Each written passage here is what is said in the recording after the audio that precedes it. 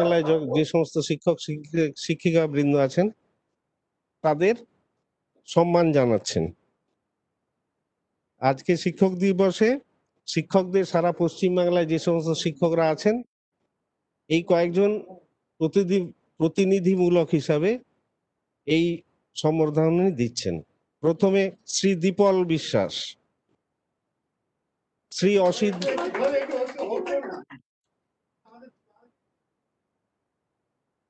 অসিত কুমার মন্ডল, অধ্যাপক অঞ্জুজ মহান্তি, ভুল করব না চিন্তা নেই, সুস্মিতা মন্ডল,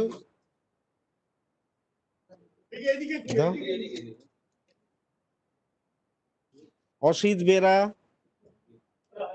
ঠিক আছে, বরুণ বিশ্বাস, শেখর মন্ডল,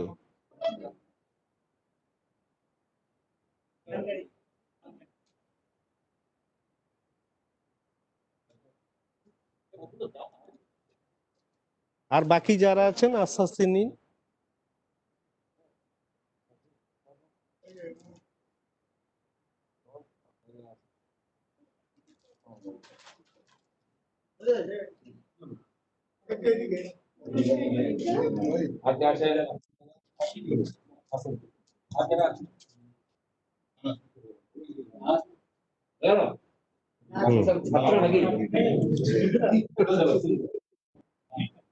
এবার আমরা শুরু করছি। আমরা এবার আস্তে আস্তে আত্মনির্ভর ভারতের লক্ষ্যে,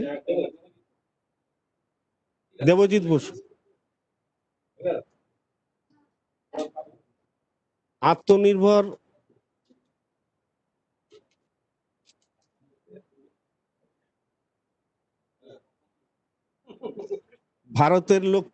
ভারতের লক্ষ্যে যে জাতীয় নীতি 2020 তৈরি হয়েছে তার রূপায়ণে অঙ্গীকার নিয়ে আমরা এই শিক্ষক দিবসটা পালন করছি। এটা করছে ভারতীয় জনতা পার্টির টিচার সেলের উদ্যোগে এটা করা হচ্ছে, যার কনভেনার শ্রী দীপল বিশ্বাস। এরপর আমরা আস্তে আস্তে শিক্ষানীতির বিষয়ে এক এক করে আমরা যারা বক্তৃতা করবেন বা বলবেন তাদেরকে আমি আহ্বান জানাবো। এবং একটা আনন্দের কথা বলে রাখি, এই যে ওয়েবিনার হচ্ছে তাতে যোগ দিয়েছেন doctor Mahendranath Pandey, honourable minister of skill development and entrepreneurship. আর আমাদের সঙ্গে আছেন ওয়েবিনারের মধ্যে শ্রী সুব্রত চট্টোপাধ্যায়, যিনি ভারতীয় জনতা পার্টির সাধারণ সম্পাদক সংগঠনে। তো আমরা আস্তে আস্তে আমাদের যে সমস্ত কথাবার্তা আলোচনা হবে সেগুলো এগিয়ে যাব। প্রথমে আমি শ্রী দিলীপ ঘোষ মহাশয়কে এই ব্যাপারে, না প্রথমে আমি মাফ করবেন, প্রথমে আমি শ্রী দীপল বিশ্বাসকে অনুরোধ করছি স্বাগত ভাষণ দেওয়ার জন্য। শ্রী দীপল বিশ্বাস। নমস্কার।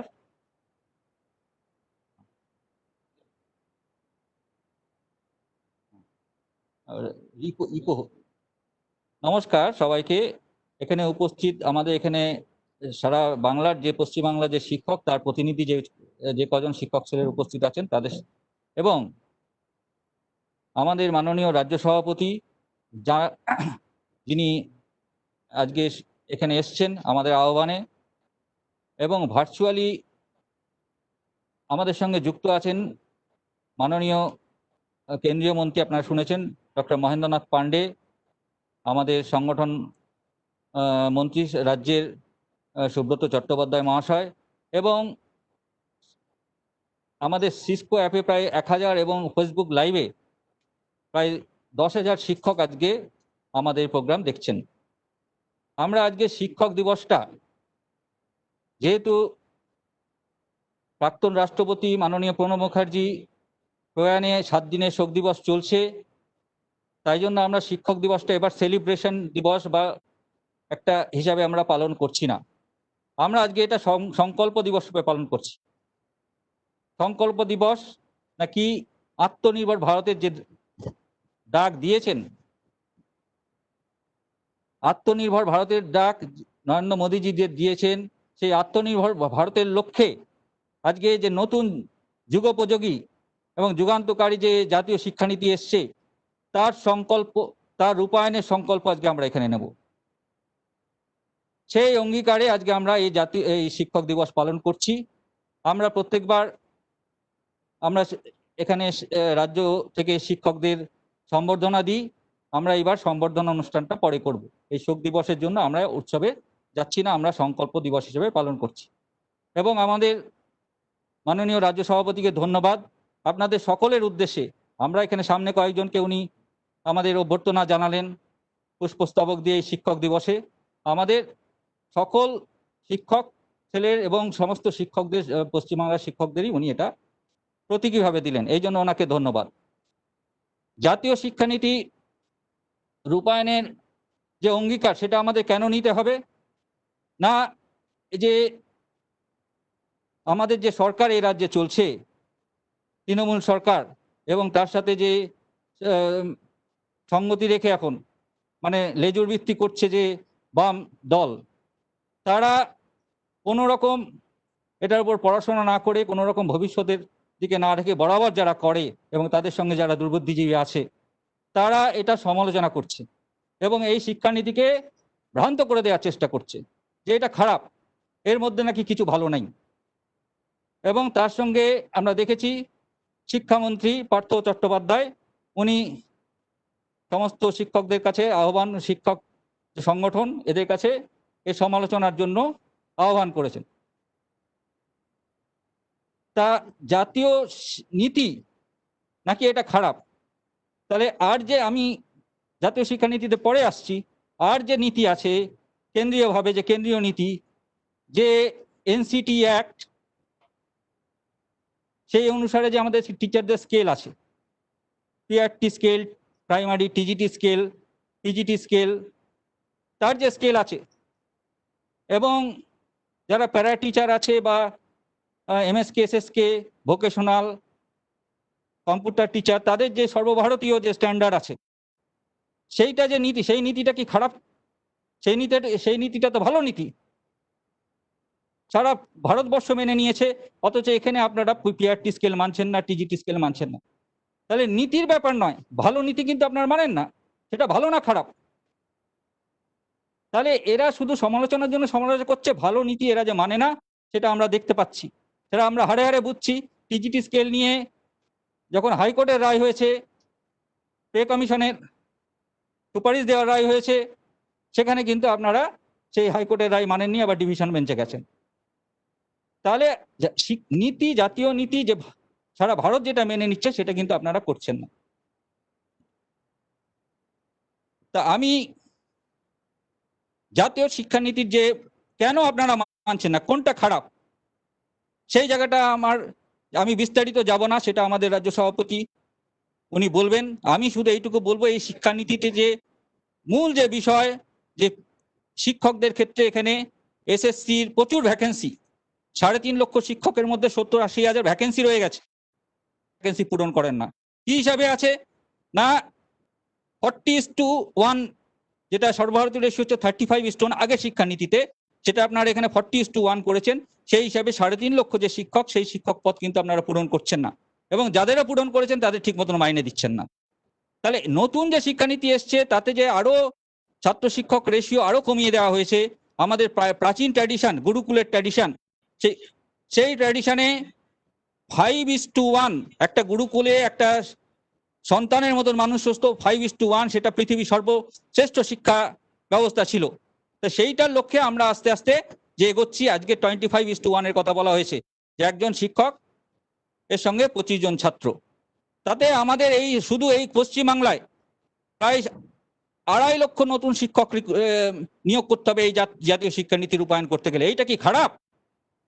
কই এইটার প্রসঙ্গ তো আপনারা তুলছেন না, যারা বুদ্ধিজীবী আছেন, যে না এইখানে এই শিক্ষানীতি রূপায়ণ করলে আমাদের 2.5 লক্ষ নতুন শিক্ষক নিয়োগ হবে, এবং ক্লাস 3 থেকে 6 যেটা সবাই পড়াতো, প্রাইভেটে সবাই পড়াতো, সেটা আমাদের শিক্ষানীতির মধ্যে ছিল না।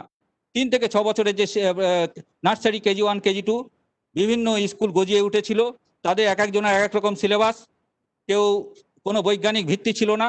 সেখানে আমাদের নজরদারি, সরকারের কোনো নজরদারি ছিল না, সেই নজরদারির মধ্যে আনা হয়েছে। সেই 3 বছরের শিক্ষার জন্য কিন্তু আমাদের আরো শিক্ষক নিয়োগ হবে, শিক্ষক নিয়োগ করতে হবে। 2.5 থেকে 3 লক্ষ নতুন শিক্ষক যদি আসে, যে রাজ্যে শিল্প নেই, সব পশ্চিম ভারতে গিয়ে চাকরি করতে হচ্ছে, সেই রাজ্যে 2.5-3 লক্ষ নতুন শিক্ষক আগামী 5 বছরে যদি নিয়োগ হয়, তার প্রত্যেক বছর 50,000 করে নিয়োগ করতে হবে। এবং পুরনো যারা রিটায়ার করেছে সেইগুলো তো পূরণ করে না, সেগুলো করতে হবে। যেটা কিনা আমরা ভারতীয় জনতা পার্টি দেখিয়েছি ত্রিপুরা, আসাম থেকে আরম্ভ করে অন্য রাজ্যে, আমরা কিন্তু স্কেলও মানি, আমরা শিক্ষানীতি অনুসরণ করি। আমরা আগামী 5 বছরে এটা রূপায়ণ করব। তো সেইটা আপনারা করবেন না, এখনো করেন না, এই সরকার, পশ্চিমবাংলার সরকার করে না। সেই জন্য এই শিক্ষানীতির এত সমালোচনা। সেই জন্য যে কিছু ধামাধরা মিডিয়া আছে বা আছে, তারা এটাকে কোনো একটা ভালো দিক যদি দেখাতো, যদি ব্যালেন্স রাখতো, তাহলে আমি তাদের সমালোচনা এই কথা বলতাম না। এবং কোনো বুদ্ধিজীবী এটা বলছেন, যেখানে 2.5-3 লক্ষ নতুন বেকার, নতুন শিক্ষিত বেকার, এবং তাদের অভিভাবকরা কিন্তু তাদের ছেলেদের মানুষ করার জন্য তারা স্কেল পেয়েছে, এই ডিগ্রি পেয়েছে, তারপরে তারা বেকার বসে আছে, তারাও হতাশ। তাহলে এরকম একটা শিক্ষানীতি আমরা পাচ্ছি এই শিক্ষানীতির ফলে। দ্বিতীয় যে জায়গাটা আমি আসছি, যে এখানে একটা ভোকেশনালের কথা বলা হয়েছে। সেই ভোকেশনালের ক্ষেত্রে আপনারা দেখছেন যে চাইল্ড লেবার হবে বা এই ধরনের কথা বলছেন, কিন্তু ক্লাস 6 থেকে যে ভোকেশনাল শিক্ষার কথা বলা হয়েছে, এটা হচ্ছে প্র্যাকটিক্যাল শিক্ষা। কারণ আপনি ধরুন একটা সাইকেল, কোনো ছেলে ওই বয়সে সাইকেল চালানো শেখে, তাকে যদি একটা বই দিয়ে দেওয়া হয়, বইয়ে দিয়ে দেওয়া হলো যে তার প্যাডেল আছে, প্যাডেলে চাপ দিলে সাইকেলটা চলবে, হ্যাঁ, তার চেন আছে বা তার চাকা আছে দুটো, এইটা যদি সে পুঙ্খানুপুঙ্খ সে বইয়ে পড়ে নিল, কিন্তু তার প্র্যাকটিক্যাল শিক্ষাটা হলো না, সে চালানোটা পারলো না, মানে চালানোটা শিখলো না, শুধু থিওরিটিক্যাল শিখলো, তাহলে কি সে সাইকেল চালাতে পারবে? তা আমাদের শিক্ষাটা হয়ে গেছে সেরকম। সেখানে শুধু বইয়ের পড়া হচ্ছে। বইয়ে আমি সুকুমার রায়ের বিদ্যা বোঝায় বাবু মশাইয়ের কথা মনে পড়ছে, যে তিনি সব জানেন কিন্তু 16 আনায় মিথ্যা। সেই বিদ্যা বোঝায় বাবু মশাইয়ের অবস্থা হচ্ছে আমাদের এই শিক্ষানীতিতে।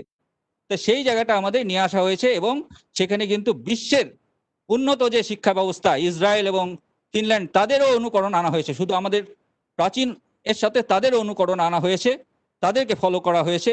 এবং সেই কারণে আমি যেটা সাইকেলের কথা বললাম, আমাদের এটা একটা উদাহরণ মাত্র। বৃত্তিমূলক শিক্ষার মাধ্যমে আমরা সেখানে কোডিং, আজকের যুগে যেটা চলছে কম্পিউটার কোডিং, সেটা ক্লাস 6 থেকে চালু হবে। তো এই শিক্ষানীতি থেকে আমাদের যে যুগোপযোগী কথাটা যে বলেছি, আত্মনির্ভর ভারতের লক্ষ্যে যুগোপযোগী শিক্ষানীতি, সেই শিক্ষানীতির সম্পূর্ণ মেটেরিয়াল এই শিক্ষানীতিতে আছে। আপনারা যারা শিক্ষকরা শুনছেন, মিডিয়া যাই বলুক, আমাদের শিক্ষক সমাজকে কিন্তু এই শিক্ষানীতি রূপায়ণের জন্য আজকে অঙ্গীকারবদ্ধ হতে হবে। যে যাই বলুক, আমরা কিন্তু শিক্ষকরা এই শিক্ষানীতির পাশে দাঁড়াবো, এবং আগামী 21-এ আমাদের নতুন সরকারকে নিয়ে সেই শিক্ষানীতি আমরা রূপায়ণ করব।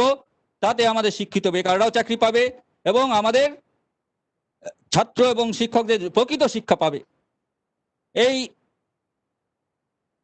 লক্ষ্য সামনে রেখে, এই সংকল্প নিয়ে আজকে আমরা এই শিক্ষক দিবস পালন করব, এবং দিকে দিকে মিডিয়ার পাশাপাশি আমরা দিকে দিকে এটা ছড়িয়ে দেব। এই বলে আমি আমার বক্তব্য শেষ করছি। ভারত মাতা কি জয়, বন্দে মাতরম। ধন্যবাদ শ্রী দীপল বিশ্বাস মহাশয়কে। উনি খুব অল্প সময়ের মধ্যে যতটা সম্ভব শিক্ষানীতির যে জায়গাগুলো, বিশেষ বৈশিষ্ট্যগুলো তুলে ধরেছেন। স্বল্প ভাষণে পুরোটা বলা সম্ভব নয়, সময়ও ছিল না, তার জন্য ওনাকে ধন্যবাদ জানাচ্ছি। এরপরে মাননীয় শ্রী দিলীপ ঘোষকে বক্তব্য রাখার জন্য অনুরোধ করছি। শ্রী ঘোষ।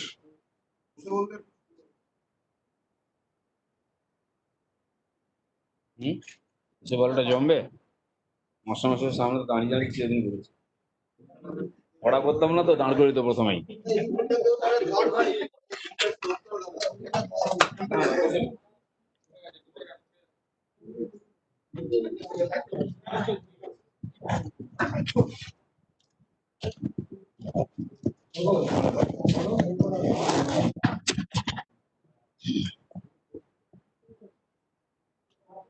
আজ সেই পবিত্র দিন যেদিন ডক্টর সর্বপল্লী রাধাকৃষ্ণনের জন্মতিথি। একজন শিক্ষাবিদ, ভারতবর্ষের তৎকালীন একজন মূর্ধন্য চিন্তক, আর তার সেই জন্মতিথিকে আমরা শিক্ষক দিবস হিসাবে তাকে সম্মান দিয়ে মনে রাখার জন্য ঘোষণা করেছি। সেই উপলক্ষে বছরে একবার কমপক্ষে আমাদের যারা শিক্ষক, যারা আমাদের অভিভাবক, যারা আমাদের ভবিষ্যৎ নির্মাণ করেছেন বা করেন, তাদেরকে সম্মান দেওয়ার সুযোগ পাই। সেই বিশেষ দিনটিতে আমরা এখানে সম্মিলিত হয়েছি। আমার সামনে বেশ কিছু শিক্ষক উপস্থিত হয়েছেন। আমাদের শিক্ষক সেলের কনভেনার দীপলদা যেমন আছেন, সহ কনভেনার আছেন, এবং বরিষ্ঠ শিক্ষক যিনি বিশ্বের বহু ইউনিভার্সিটিতে পড়িয়েছেন, ডক্টর অম্বুজ মহান্তি মেডিকেল, তিনি কম্পিউটার সায়েন্সের একজন মূর্ধন্য ব্যক্তি, জোকা ম্যানেজমেন্ট কলেজেও পড়িয়ে ওখান থেকে সেবানিবৃত্ত হয়েছেন, তাকে আমরা সম্মানিত করলাম। চিত্তরঞ্জন বাবু আছেন, যিনি শিক্ষা জগতে বহু বছর কাজ করেছেন, এবং আমার সামনে উপস্থিত সমস্ত শিক্ষকগণ, আমি একজন ছাত্র হিসাবে আপনাদেরকে আমার নমস্কার, অভিনন্দন আর প্রণাম জানাচ্ছি। আমরা শিক্ষককে বলি আচার্য। এখন আচার্য বলতে চ্যান্সেলরকে বোঝায়, কিন্তু ভারতবর্ষের যে আচার্য শব্দ, সেটা শিক্ষকের জন্য প্রযুক্ত। আর শিক্ষক তাকেই বলা হয়, আচার্য তাকেই বলা হয়, তিনি শিক্ষক পদবাচ্য, যিনি ব্যবহারের দ্বারা ছাত্রদেরকে উদ্বুদ্ধ করেন, শেখান। য আচরতি স আচার্য। যিনি আচরণের দ্বারা তার ছাত্রদেরকে উদ্বুদ্ধ করেন, শিক্ষিত করেন এবং ভবিষ্যতের নাগরিক তৈরি করেন, তিনি আসলে আচার্য। সেই আচার্য চাণক্যের কথা আমরা জানি, এরকম আচার্য তুলসীর কথা জানি, এরকম বহু আচার্য ভারতবর্ষে এসেছেন। শুধু ভারত নয়, বিশ্ব দরবারে তাদেরকে গুরু হিসাবে লোকেরা স্বীকার করেছেন। আমাদের দেশের শিক্ষার উদ্দেশ্য হচ্ছে সা বিদ্যা ইয়া বিমুক্ত, মানুষের জীবনকে যে উন্মুক্ত করে দেয়, জ্ঞানকে উন্মুক্ত করে দেয়, সেটাকে আমরা বিদ্যা বলেছি। সেই বিদ্যা যার কাছ থেকে পাই তিনি আমাদের শিক্ষক। শিক্ষক তো অনেক জায়গায় হন, খেলাধুলো থেকে আরম্ভ করে ব্যক্তিগত জীবনে সব জায়গায় হন, কিন্তু যার হাত দিয়ে হাতে খড়ি হয়, শিক্ষা শুরু করি এবং বাকি জীবনের প্রতিষ্ঠিত হওয়ার জন্য শিক্ষা যার কাছ থেকে পাই, ব্যক্তিগত জীবন যার আদর্শে নির্মাণ করি, তাকে আমরা শিক্ষক হিসেবে দেখে এসেছি। এরকম বহু শিক্ষক যুগ যুগ ধরে ভারতবর্ষে তাদের সেবার মাধ্যমে দেশকে, সংস্কৃতিকে, দেশের শিক্ষাকে একটা উচ্চ পর্যায়ে নিয়ে গেছেন। আর সেই জন্যই ভারতবর্ষ একসময় জগৎগুরু হয়েছিল এরকম যোগ্য শিক্ষকদের দ্বারা। আর সেরকম আমাদের আজকে প্রণববাবুর 10 দিন ব্যাপী না 7 দিন ব্যাপী যে শোক সপ্তাহ চলছে, প্রণববাবু আমাদের রাষ্ট্রপতি ছিলেন, তিনি বহু বিষয়ে পারঙ্গম ছিলেন, তার যোগ্যতার পরিচয় তিনি কেন্দ্রীয় মন্ত্রিসভায় বারবার দিয়েছেন, কিন্তু তিনিও প্রথম জীবনে শিক্ষকতা করেছেন। আমাদের দক্ষিণ চব্বিশ পরগনার বিদ্যানগর বলে একটি কলেজ আছে, সেখানে উনি কিছুদিন পড়িয়েছিলেন, আমি ওখানে গিয়ে জানতে পারলাম। তো তিনিও শিক্ষকতা করেছেন, সেই হিসাবে একজন শিক্ষক ছিলেন উনি আমাদের। আমরা জানি আমাদের তার আগের যিনি আর রাষ্ট্রপতি ছিলেন এপিজে আব্দুল কালাম, তিনিও বিজ্ঞানী ছিলেন, কিন্তু তিনিও একজন শিক্ষক ছিলেন। তার লেখা, তার কথাবার্তা শুনলে মনে হয় একজন আদর্শ শিক্ষক ছিলেন, আদর্শ ছাত্রও ছিলেন, আদর্শ শিক্ষকও ছিলেন। এই মহান ব্যক্তিদের দ্বারা উদ্বুদ্ধ হয়ে আমরা এগোচ্ছি। বিশ্ব দরবারে ভারতবর্ষের প্রতিষ্ঠিত সম্মানকে ফিরিয়ে নিয়ে আসতে পারার চেষ্টা হচ্ছে, আর তার মাধ্যম হচ্ছেন আমাদের মাননীয় শিক্ষকরা। শিক্ষকদের সম্মান দেওয়া আমাদের যুগ যুগ এই দেশে প্রচলিত হয়ে এসেছে। আমরা শিক্ষকদের গুরুর আসনেও বসিয়েছি। আলেকজান্ডার নাকি যখন ভারত আক্রমণে আসেন, তখন তিনি যখন আসছেন, তার গুরু সক্রেটিসকে প্রণাম করতে গেলেন, অনুমতি নিতে গেলেন যে আমি যাচ্ছি এশিয়াতে ভারতকে বিজয় করতে, সোনে কা চিড়িয়া, আপনার জন্য আমি কি নিয়ে আসবো? তখন তার গুরু সক্রেটিস বলেছিলেন, আমার জন্য একজন গুরু নিয়ে এসো। তো ভারতবর্ষের গুরুদের দেশ, শিক্ষকদের দেশ, সে মহান দেশ, মহান সংস্কৃতি পরম্পরা যুগ যুগ ধরে আমরা দুনিয়াকে দিয়ে এসেছি। সেরকম বহু ঋষি মুনি মহর্ষি তারা আমাদের মনুষ্য জীবনকে উন্নত করেছেন, আর সেই গুরুর আসনে তারা বসেছেন। তারা আমাদের আদর্শ শিক্ষক। আজকে তাদের প্রতি শ্রদ্ধাঞ্জলি দেওয়াটা আমাদের দায়িত্বের মধ্যে পড়ে। কিন্তু দুর্ভাগ্য, আমাদের বর্তমান শিক্ষা ব্যবস্থার শিক্ষকদের যে প্রতিষ্ঠা, সম্মান, সুরক্ষা, এই সব কিছু নিয়ে আজকাল খুব দুশ্চিন্তা হয়। আমাদের কেন্দ্রীয় সরকার নতুন শিক্ষানীতি ঘোষণা করেছেন, সে নিয়ে চর্চা হচ্ছে, আলোচনাও হচ্ছে, কিছু লোক অভ্যাসবশত সমালোচনাও করছেন। কিন্তু সারা দেশ একটা শিক্ষানীতি পেয়ে তারা আজকে আশ্বস্ত হয়েছেন, হ্যাঁ, এই সরকার কমপক্ষে হিম্মত করেছে একটা সুচিন্তিতভাবে শিক্ষানীতি ঘোষণা করতে। এত বছর তার একটা অভাব অনুভব করছিলাম, আর এটা হঠাৎ হয়নি।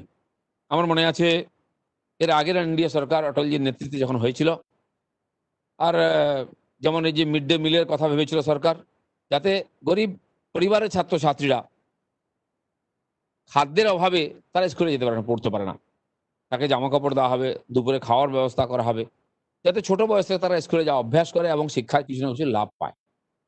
কিন্তু সরকারি স্কুলের অবস্থা যথেষ্ট ভালো নয় বলে আজকে অভিভাবকদের বিশ্বাসই চলে গেছে, তারা প্রাইভেট স্কুলই পছন্দ করেন। তাই শৈশব যেই সময়টা ছাত্রদের আর মেধা বৃদ্ধি হয়, তারা শেখে, তার ব্রেনের ডেভেলপমেন্ট হয়, সেই সময়টা তারা ঠিক শিক্ষা পান না, পুষ্টিও পান না। ফলে যোগ্য নাগরিক ছাত্র আমরা পাই না। সেজন্য তৎকালীন অটলজি সরকার ঠিক করেছিলেন যে স্কুলে খাওয়ার ব্যবস্থা থাকবে, কমপক্ষে একবার খেতে পারবে ভালো করে, আর তার জন্য স্কুলেও যাবে।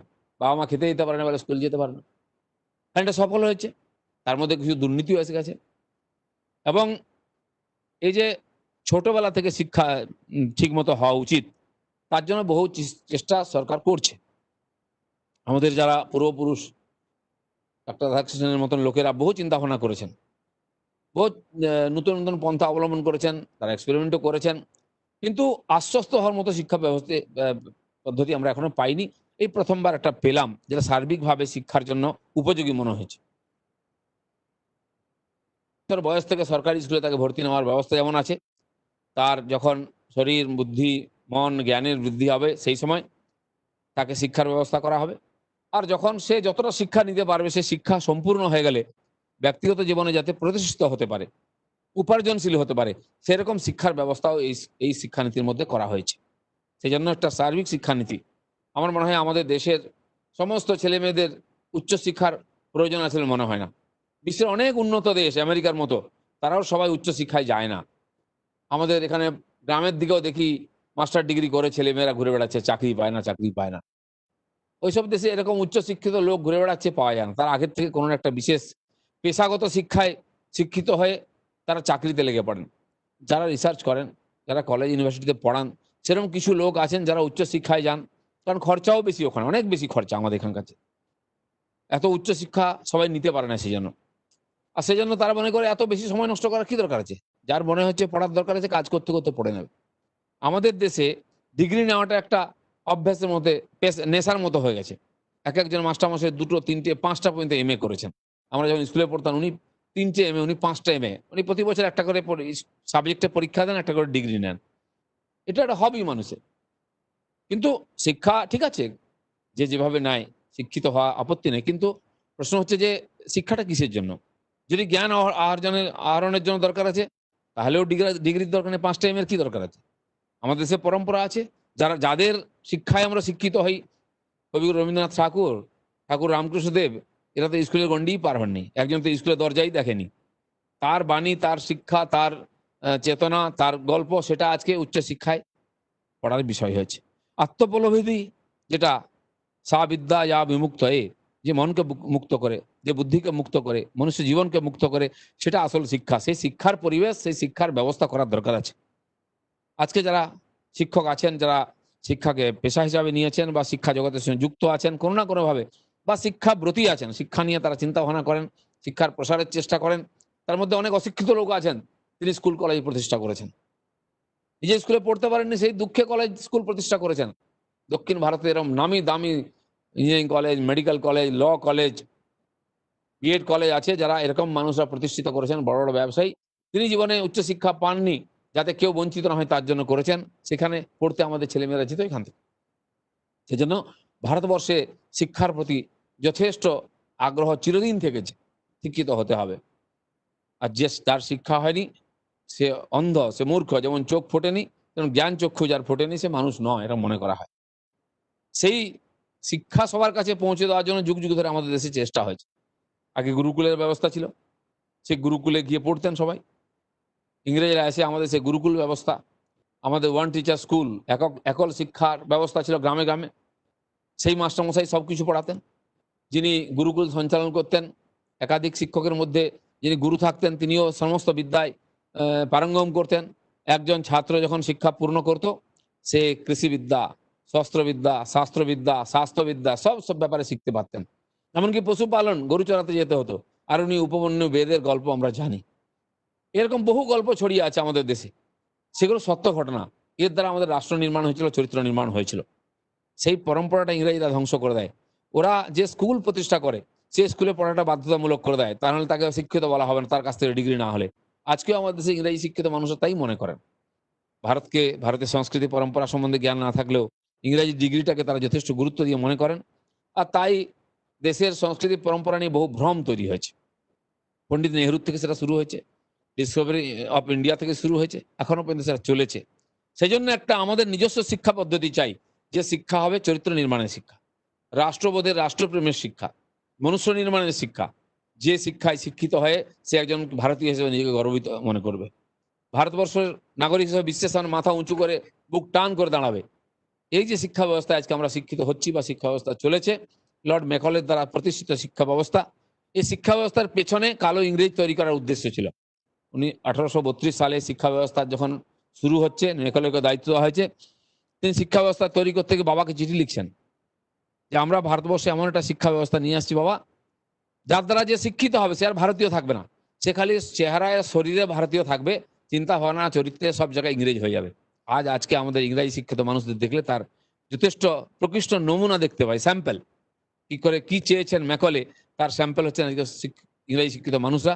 তারা ভারতের সব খারাপ, ভারতের সংস্কৃতি, শিক্ষা, স্বাস্থ্য, পরম্পরা, ধর্ম, মহাপুরুষ কারো কিছু যেন তার গর্ববোধ নাই। কথায় কথায় তারা হয় মস্কোর উদাহরণ দেবেন, নাহলে ওয়াশিংটনের উদাহরণ দেবেন, নাহলে লন্ডনের উদাহরণ দেবেন, নাহলে প্যারিসের উদাহরণ দেবেন। এতে মাথার মধ্যে সেটা ঘুরতে থাকে, কখনো এপি সেন্টারটা দিল্লি পর্যন্ত পৌঁছয় না, ওখানেই শেষ হয়ে যায়। সেজন্য ভারতবর্ষের যে উন্নয়নের এপি সেন্টার, শিক্ষার এপি সেন্টারকে দিল্লি করতে হবে, বারাণসী করতে হবে, নবদ্বীপ করতে হবে, যেখান থেকে এরকম শ্রেষ্ঠ মহাপুরুষরা, শিক্ষকরা তৈরি হয়ে সারা দুনিয়াকে শিক্ষা দিয়ে জগৎগুরুর আসনে বসেছিলেন। সেই শিক্ষা ব্যবস্থা ফিরিয়ে আনতে হবে, যার দ্বারা যেমন মানুষকে মানুষ তৈরি করা যাবে এবং একজন সফল ব্যক্তি জীবনে প্রতিষ্ঠিত মানুষ তৈরি হবে, যাকে দেখে মানুষ অনুকরণ করতে পারবে, বলতে পারবে দেখো এরকম হও। আজ দুর্ভাগ্য আমাদের ছেলেমেয়েরা জিজ্ঞেস করে যে বাবা আমাকে কার মতো হতে বলো, আমরা জীবন্ত কাউকে উদাহরণ দেখাতে পারবো না। ডাক্তার রাধাকৃষ্ণনের কথা বলবো, স্বামী বিবেকানন্দ, অরবিন্দ, রামকৃষ্ণ, রামমোহনের কথা বলবো, তারা সব ছবিতে আছেন, তারা সব বইতে আছেন। বাস্তবে জীবন্ত হেঁটে চলে বেড়াচ্ছেন, কথা বলছেন, কাজ করছেন, মানুষকে সেবা করছেন, এরকম ব্যক্তি পাওয়া খুবই দুর্লভ। আছেন, তাদের কোনো গুরুত্ব নেই, যোগ্যতা নেই, সম্মান নেই। এতদিন আমাদের দেশে যে সমস্ত পুরস্কার দেওয়া হতো, রত্ন বা শ্রী ইত্যাদি যা চলতো, এবারেও হয়েছে। আমাদের একজন হেডমাস্টার মশাই, তিনি উপাধি পেয়েছেন, পদ্মশ্রী, আর কি সমস্ত যে সরকারি সুবিধা সম্মান, শিক্ষারত্ন তো এখানে, আর পদ্মশ্রী কেন্দ্রে। এ সব কিছুর উদ্দেশ্য একটাই ছিল, রাজনৈতিক সুবিধা পাইয়ে দেওয়া, কিছু নিজের দামেদারকে নাম কামানোর ব্যবস্থা করে দেওয়া, পুরস্কার পাইয়ে দেওয়া। সেই জন্য ওই শহরের আশেপাশে এলাকায় দৃষ্টি ঘুরে বেড়াতো, তার বাইরে কোথাও যেত না। আমাদের প্রধানমন্ত্রী কমপক্ষে এটা করেছেন, গ্রামগঞ্জ থেকে একজন রিক্সাওয়ালা, ঠেলাওয়ালা, একজন সবজি বিক্রি করার একজন মা, তিনি হসপিটাল তৈরি করেছেন। এরকম লোকেদের নিয়ে এসে সম্মানিত করা হচ্ছে সমাজের সামনে। এরকম কর্মযোগীদের খুঁজে নিয়ে চলে আসছে আমাদের সরকার। তার জন্য কারো পৈরবি লাগবে না, কারো কোনো রেকমেন্ডেশন লাগবে না। অনেকে আসেন আমাদের কাছে, মাস্টারমশাইরা আসেন, প্রফেসররা আসেন, যে দাদা আপনার একটা চিঠি চাই লেখার জন্য। আপনি পড়ে দেখেছেন ওয়েবসাইটে কি বলা হয়েছে? আপনি নিজের সমস্ত ডকুমেন্ট ওর মধ্যে সাবমিট করে দিন ওয়েবসাইটের মাধ্যমে, আপনি লিখুন, আপনি সই করুন, আমার কিচ্ছু করার নেই, কারো কিছু করার নেই, জিজ্ঞেসও করবে না। আর আমি যদি চিঠি লিখি আপনার লাইনটা কেটে যাবে, কোনো চান্স থাকবে না। আর এর মাধ্যমে শুধু তাই নয়, সরকারের লোকেরা সুন্দরবন থেকে আরম্ভ করে জঙ্গলমহল আর উত্তরা ডুয়ার্স পর্যন্ত যে মানুষরা খেটে খাচ্ছেন, ভারতবর্ষের কোনায় কোনায় যারা এই ধরনের সেবা করছেন সমাজের, তাদেরকে তুলে নিয়ে এসে আজকে সম্মানিত করা হচ্ছে। সেজন্য পদ্মশ্রী বা ইত্যাদি যে সম্মান তার যোগ্য আর লোককে আজ পৌঁছচ্ছে এবং তার যে সার্থকতা সেটা আমরা দেখতে পাচ্ছি। এই জন্য আমাদের শিক্ষার যেমন দরকার আছে, শিক্ষিত মানুষের জীবনের সুরক্ষা এবং সংস্কারের দরকার আছে, সে ব্যবস্থার জন্য একটা সুন্দর শিক্ষানীতির দরকার ছিল, সেটা আমাদের সরকার দিয়েছেন। আমাদের পশ্চিমবাংলায় যারা শিক্ষক আছেন তারা খুব কষ্টের মধ্যেই আছেন। জানি না সত্যি কিনা, দেখে আমার মনে হয় যখন এখানে প্রেস ক্লাবের সামনে এসএসসি উত্তীর্ণ পরীক্ষার্থীরা দিনের পর দিন বৃষ্টিতে জলে বসে থাকেন, ধর্ণা দেন, কেন আমাদের চাকরি দেওয়া হচ্ছে না। অনেকের তো রেজাল্টই বেরোয়নি, 10 বছর 12 বছর হয়ে গেল পরীক্ষা দিয়েছেন, কি হলো কেউ জানতেই পারলো না। রেজাল্ট বেরোলে চাকরি নেই, চাকরি হলে তার ডিএ নাই, ইনক্রিমেন্ট নাই। অন্য রাজ্য সেখানে শিক্ষকরা যে সুবিধা পাচ্ছেন, পশ্চিমবাংলার শিক্ষকরা সে সুবিধা পান না। আর সে সুবিধার জন্য যদি আপনাকে আন্দোলন করতে হয়, মুখ্যমন্ত্রীর মুখ ঝামটা খেতে হয়। তিনি চতুষ্পদের সঙ্গে তুলনা করেন মাস্টারমশাইদেরকে, সরকারি কর্মচারীদেরকে। বড় বিড়ম্বনা। পেটের ভাত দিতে না পারেন কিন্তু সম্মানটা তো দিতে যায়, তার জন্য খরচা হয় না, তার জন্য জিএসটির টাকা লাগে না। কিন্তু এটা আমাদের দেখতে হচ্ছে। আমরা দেখেছি contract teacher, SSK, MSK, computer teacher, মাদ্রাসার টিচার, যারা পার্ট টাইমার, প্যারা টিচার, সবাই আন্দোলন করছেন। সবার অধিকারের জন্য আন্দোলন। অধিকার নিশ্চয়ই চাওয়ার দরকার আছে, কিন্তু যেভাবে আন্দোলন করছে মাস্টারমশাই রাস্তায় ধরে ধর্ণা দিয়ে মাস্টার, এটা মোটেই শোভা দেয় না। এই পরিস্থিতি তৈরি হয়েছে কেন? কেন টিচারদেরকে স্কুল ছেড়ে দিয়ে ধর্ণা দিতে হচ্ছে মাঠে, রাস্তার ধারে মাসের পর মাস? আমরা গেছি, একটু জলের ব্যবস্থা করে দিচ্ছি, একটু বাথরুমের ব্যবস্থা করেছি, আমরা যেটা করতে পেরেছি। কারণ কি? শিক্ষকরা রাস্তায় বসে আছেন। শিক্ষক যদি রাস্তায় বসে আছে, স্কুল কে চালাবে? কেন স্কুল ছেড়ে দিয়ে শিক্ষককে আজকে রাস্তায় নামতে হচ্ছে অধিকারের জন্য? খুবই দুর্ভাগ্যের বিষয়। এই যে একটা অসঙ্গত, অসামঞ্জস্য বা এই অসঙ্গতি দেখা যাচ্ছে, এর পরিবর্তন হওয়ার দরকার আছে। তা নাহলে শিক্ষা দাঁড়াবে না। ভাইস চ্যান্সেলরদের গিয়ে ধর্ণা দিতে হচ্ছে, কারণ তারা আজকে এত অসহায়, চিত দাঁড়া সোজা করে তাদের সিদ্ধান্ত নেওয়ার মতো ক্ষমতা নাই, ইউনিভার্সিটি চালানোর মতো ক্ষমতা নেই, নিজের চাকরি টিকিয়ে রাখতে গেলেও তাদেরকে ধর্ণা দিতে হচ্ছে প্রধানমন্ত্রী, শিক্ষামন্ত্রীর ধারে বসে, টিএমসিপি ধর্ণাতে অংশগ্রহণ করতে হচ্ছে। ঠিক যেরকম পুলিশ অফিসাররা যারা আইপিএস হয়েছেন, উচ্চশিক্ষিত, তার মধ্যে আইআইটিয়ান আছেন, তাদেরকেও মুখ্যমন্ত্রীর সঙ্গে গিয়ে ধর্ণায় বসতে হচ্ছে, কারণ চাকরি বাঁচাতে। এরকম যেটা বাধ্যবাধকতার পরিবেশে কি করে পড়াশোনা হতে পারে, কি করে ভালো ছাত্র তৈরি হতে পারে? যেই শিক্ষকরা, যেই কর্মচারীরা, যেই ভাইস চ্যান্সেলর গিয়ে রাস্তায় ধর্ণা দিচ্ছেন কোন এক বিশেষ ব্যক্তির স্বার্থে, তাকে কি করে সম্মান করবে আমাদের শিক্ষকরা, ছাত্ররা? তিনি কি করে বলতে পারবেন ভালো হও, সিট দাঁড়া সোজা করে লড়ো, যার নিজের সিট দাঁড়া নাই? এই একটা অসহায় পরিবেশ তৈরি করা হয়েছে, সবাইকে অসহায় করে ভয়ের মধ্যে রাখা হয়েছে। তার নিজস্ব কথা বলার অধিকার নেই। তিনি একজন শিক্ষাবর্তী, 30 বছর চাকরি করেছেন, শিক্ষা বিভাগে পড়িয়েছেন, তার বক্তব্য বলার অধিকার নেই। ছাত্রছাত্রীদের ভবিষ্যৎ সম্বন্ধে বলার তার কথার অধিকার নেই, যে স্কুলের দরজা পার করেনি বা অন্য জায়গা থেকে সার্টিফিকেট জোগাড় করে নিয়ে এসেছে, যে ইউনিভার্সিটির অস্তিত্বই নেই। এরকম বহু পিএইচডি আছেন, এরকম বেশি ডিগ্রিধারী আছেন, তারা আজকে শিক্ষার ভবিষ্যৎ ঠিক করে দিচ্ছেন। এই শিক্ষাপ্রতি শিক্ষকদের, আচার্যদের, প্রাচার্যদের ভবিষ্যৎ ঠিক করে দিচ্ছেন। খুবই দুর্ভাগ্যের ব্যাপার। এই ব্যবস্থার পরিবর্তন হওয়া দরকার আছে। নিঃসন্দেহে যারা শিক্ষায় সারা জীবন কাটিয়েছেন, শিক্ষা নিয়ে বলার অধিকার তাদের আছে, শিক্ষানীতি তৈরি করার অধিকার তাদের আছে। সরকারের সেই ব্যবস্থাটা রেডি করার দায়িত্ব আছে কেবল, যাতে সুন্দর পরিবেশে শিক্ষকরা সুন্দর শিক্ষা দিতে পারেন শিক্ষার্থীদের। সেই পরিবেশ তৈরি, সেই পরিবেশটা দেওয়ার দায়িত্ব হচ্ছে সরকারের, বাকি সব ব্যাপারে নয়।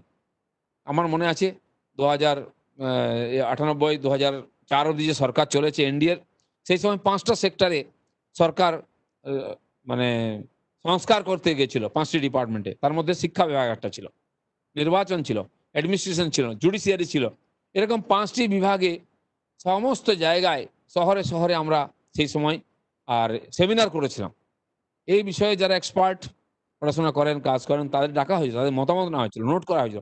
যে তথ্যসমূহ আছে, ছিল, তার উপরে স্টাডি চলছে এবং তার উপরে সিদ্ধান্ত নিয়ে এই ধরনের শিক্ষানীতি তৈরি হচ্ছে। সেরকম শিল্পনীতি, সেরকম প্রশাসনিক সুধার, সেরকম আইন ব্যবস্থার সুধার, সেরকম নির্বাচনী ব্যবস্থার সুধার। যেখানে যেখানে জং ধরেছে, যেখানে সেখানে দুর্নীতি এবং অব্যবস্থা তৈরি হয়েছে, সব জায়গায় পরিবর্তনের দরকার আছে, সংস্কারের দরকার আছে। সেই কাজ বর্তমান সরকার শুরু করেছে, তারই পরিণাম হচ্ছে এই সুন্দর শিক্ষানীতি। সেই জন্য আজকের যে শিক্ষক দিবস, যারা ব্রত হিসাবে নিয়েছেন শিক্ষাকে, অনেকে পেশা হিসাবেও নিয়েছেন, তাই টি শার্ট জিন্স পরে হাতে সিগারেট নিয়ে ঘুরতে দেখি মাস্টারমশাইদের আমাদের। স্বাভাবিকভাবে ওই মাস্টারমশাইরা অনুকরণীয় হবেন না কিছুতেই। তারা একজন কর্মচারী থেকে যাবেন, তারা শিক্ষক হতে পারবেন না, তারা আচার্য হতে পারবেন না। আমি সমস্ত মাস্টারমশাইয়ের কাছে বিনীতভাবে বলবো, আপনাদেরকে আমরা আচার্য হিসাবে দেখতে চাই।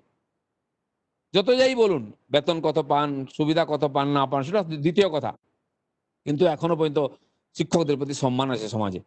একদিন একটা জায়গায় আমরা বেশ কিছু শিক্ষক বসেছিলেন, আমিও ছিলাম, এসব আলোচনা হচ্ছিল, পেছনেও লাগছিলাম আমরা। আমাকে একজন বলেছিলেন, জানেন মাস্টারমশাইদের জায়গা কোথায়? মানে কোথায়? বলে, ছেলে ভালো রেজাল্ট হয়নি, বাপ বলছে তুই হতভাগা, এই নম্বর পেলি কোটা, তোর পিছনে 4টে মাস্টার লাগিয়েছি। তো মাস্টারের জায়গা হচ্ছে ছাত্রের পেছনে। তো মাস্টারমশাই এত পতন ঠিক নয়, যে স্কুলের পড়ায় সাফিসিয়েন্ট নয়, টিউশনে পড়তে হবে যত বেশি। যদি একটা কম পড়ে, তার বন্ধু চেতে ছেলেপুলের মানসিক অবস্থা খারাপ হয়ে যায়, তার মায়ের বাবার মানসিক অবস্থা আরো খারাপ হয়ে যায়। ও তো 5টা পড়ছে, মাত্র 4টে টিউশন। যত বড় যত দামি স্কুলে পড়বেন তত বেশি টিউশন পড়তে হবে। বিচিত্র ব্যবস্থা তৈরি হয়েছে, এর পরিবর্তন দরকার হচ্ছে। বহু বছর ধরে শিক্ষাবিদরা ছাত্রদের বইয়ের বোঝা কমাবার চেষ্টা করেছিলেন। আমার মনে হয় এই শিক্ষানীতিতে সেটা সম্ভব হবে। এবং নিঃসন্দেহে বহু ছাত্রছাত্রী, যারা ভালো ছাত্রছাত্রী, তাদের ইচ্ছা আছে তারা শিক্ষা বিভাগ যাবেন, আগামী ভবিষ্যৎকে তৈরি করবেন ভারতবর্ষে শিক্ষক হিসাবে। কিন্তু এক তো হাজার হাজার পোস্ট খালি আছে, আবার নতুন করে এই যে শিক্ষা নীতি লাগু হয় যে 2-2.5 লক্ষ হল, পশ্চিমবাংলায় নতুন শিক্ষক লাগবে। কারণ শিক্ষক পিছু ছাত্রের সংখ্যা যেটা আছে এখন 40-এর বেশি আছে আমাদের এখানে, সরকার 30-এর নিচে আনতে চাইছে। আমি আন্দামান নিকোবরে ছিলাম, সেখানে 17 থেকে 20 স্কুলে শিক্ষক পিছু ছাত্র আছে। তো আমরা জানি 10 জন 12 জন 15 জন ছাত্রকে নিয়ে একজন শিক্ষক পড়ান, তাহলে প্রত্যেকের দিকে নজর রাখতে পারেন, প্রত্যেকে ভুল ত্রুটি ধরতে পারেন, প্রত্যেককে ফলো করতে পারেন। আর তা না হলে যে 40-50 জন ছাত্র বসে আছে, উনি এসে একটা লেকচার দেবেন, চলে যাবেন, তার পক্ষে সম্ভব না এতগুলো ছাত্রছাত্রীকে লক্ষ্য দেওয়া। সেই ব্যবস্থা আনতে হবে, সময় তার জন্য খরচা করতে প্রস্তুত আছে। আজকে একজন সাধারণ কর্মচারী, অটোওয়ালা, টোটোওয়ালা, রিক্সাওয়ালা পর্যন্ত ইংলিশ মিডিয়াম স্কুলে গিয়ে কয়েক হাজার টাকা মাসে খরচা করে ছেলে মেয়েকে পড়ায়। কারণ কি? সে চায় আমার সন্তান শিক্ষিত হোক, প্রতিষ্ঠিত হোক, জীবনে প্রতিষ্ঠিত হোক। শিক্ষার গুরুত্ব আছে, শিক্ষার গুরুত্ব কমিয়ে দিলে চলবে না। যেন মাস্টারমশাইদের যে দুরবস্থা, সেটা দূর করতে হবে। মাস্টারমশাইদের আত্মবিশ্বাস ফিরিয়ে দিতে হবে, নাহলে আত্মবিশ্বাসী স্বাভিমানী ছাত্র কি করে তৈরি হবে? এপিজে আব্দুল কালামকে কোথায় পাবো আমরা? বা যারা নোবেল প্রাইজ পেয়েছেন আমাদের দেশে, এরকম বহু মহাপুরুষ, তাদের মতো সন্তান কোথায় পাবো? শিক্ষার্থী কোথায় পাবো? তার জন্য প্রাইমারি স্কুল থেকে শুরু করতে হবে। এখনো পর্যন্ত প্রাইমারি স্কুলে মাস্টারমশাইদের সম্মান আছে। সেখানে কথায় কথায় আলোচনা হচ্ছিল, তারা অধিকারের কথা বলছিলেন। আমি বললাম, দেখুন, আপনিও একজন মাস্টারমশাই, আপনার ছাত্র আজকে চিফ ইঞ্জিনিয়ার হয়ে গেছে, অ্যাসিস্ট্যান্ট ইঞ্জিনিয়ার হয়ে গেছে, বা এইচওডি হয়ে গেছেন, ডাক্তার হয়ে গেছেন, ভালো মেডিকেলে ডাইরেক্টর হয়ে গেছেন। কিন্তু আপনার সঙ্গে যখন দেখা হয়, আপনি প্রাইমারি টিচারই আছেন, আপনার পায়ে হাত দিয়ে প্রণাম করেন। এটা শিক্ষকেরই প্রাপ্য আছে আমাদের দেশে, দুনিয়াতে আর কোথাও এত সম্মান আর কারো প্রতি নয়। এর কি কোনো গুরুত্ব নাই? সম্মান চাই না আমরা? সম্মান না থাকলে, শ্রদ্ধা না থাকলে শিক্ষা হয় না। সেজন্য তো এই জন্য যে শিক্ষানীতি, আমি ডিটেলসে যাচ্ছি না, বলবেন আপনারা, আপনাদের সঙ্গে জড়িত বিষয়। এটা ঠিক বহু বছর ধরে বলা হচ্ছে যে শিক্ষা ক্ষেত্রে খরচা বাড়াতে হবে, বাজেট বাড়াতে হবে। সে প্রভিশনও রাখা হয়েছে এখানে, 4-5% সব চলতো, 6 থেকে 10-এর মধ্যে নিয়ে যাওয়ার কথা সরকার ঘোষণা করেছেন। তার জন্য সময় আছে, হবে। প্রত্যেকটার জন্য আমাদের প্রধানমন্ত্রী একটা কাট অফ ডেট দিয়ে দিচ্ছেন। বেশিরভাগ প্রত্যেকের জন্য বাড়ি, প্রত্যেক বাড়িতে পায়খানা, প্রত্যেকের সব গ্রামে রাস্তা, জল, গ্যাসের ব্যবস্থা 2022 সালকে টার্গেট করা হয়েছে। 75 বছর উপলক্ষে আমাদের দেশের স্বাধীনতাটা সম্পূর্ণ হবে। শিক্ষা 2025-এর মধ্যে শিক্ষানীতি সম্পূর্ণ লাগু করা হবে, এটা ঘোষণা করা হয়েছে, টাইম বাউন্ড, এবং হবেও। এই জন্য আজকে যে দিন, শপথ নেওয়ার দিন, শিক্ষকদের যেমন সম্মান জানাবো আমরা, শিক্ষকের কাছ থেকে আমরা সেই চাইবো, সেরকম শিক্ষার্থী তৈরি করুন যে দেশকে নেতৃত্ব দেবে, বিশ্বকে নেতৃত্ব দেবে। যখন বিদ্যাসাগরকে স্কুলে পড়াতেন, সেই স্কুলে বিবেকানন্দ পড়তে গেছেন, এবং সেখানে উনি প্রতিবাদ করেছিলেন। বিদ্যাসাগর স্কুলকে পড়েছিলেন বলে বিবেকানন্দ হয়েছিলেন। আমরা বিদ্যাসাগরও চাই, বিবেকানন্দও চাই। আগামী ভারতকে তৈরি করার জন্য সেরকম প্রতিভাবান শিক্ষক এবং শিক্ষার্থী দুটোই চাই, যারা আমাদের দেশকে বিশ্বের সামনে মাথা উঁচু করে দাঁড় করাতে সাহায্য করবেন। আমি আশা করব আপনাদের মতো শিক্ষকদের এটা সম্ভব, কারণ আমরা আশা নিয়ে এগিয়েছি। অতি সাধারণ পরিবার থেকে সাধারণ মানুষরা গিয়ে দেশকে অসাধারণ সাফল্য দিয়েছেন। এই দিনটা আমরা দেখতে চাই, আপনার হাত দিয়ে হোক। ধন্যবাদ। ভারত মাতা কি জয়।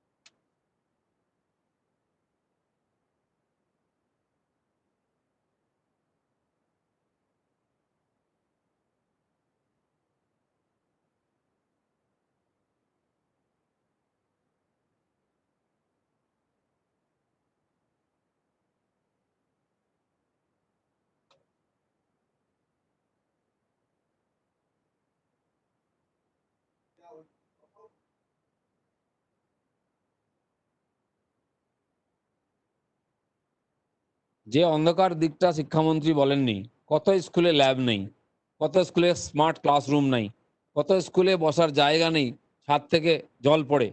আমার 500 স্কুলের নাম এসছে আমার লোকসভা কেন্দ্রে, যেখানে না বাউন্ডারি আছে, না শৌচালয় ঠিক মতো আছে, না জলের ব্যবস্থা, না ছাদের জল আটকানোর ব্যবস্থা।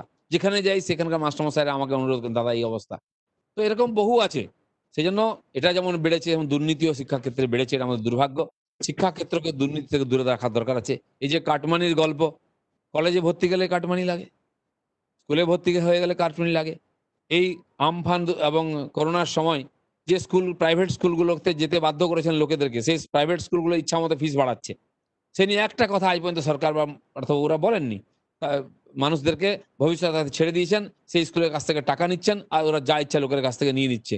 কেন এরকম? সেটা বিজনেসের কেন্দ্র হয়ে গেছে। শিক্ষা হচ্ছে বিজনেসের, আর শিক্ষা এবং স্বাস্থ্য দুটোই সবচেয়ে বড় আজকে ব্যবসার কেন্দ্র হয়ে গেছে। এটা কেন হবে? সাধারণ মানুষ কেন শিক্ষা থেকে বঞ্চিত হবে? আর কেন তার সমাধান করছেন না তারা?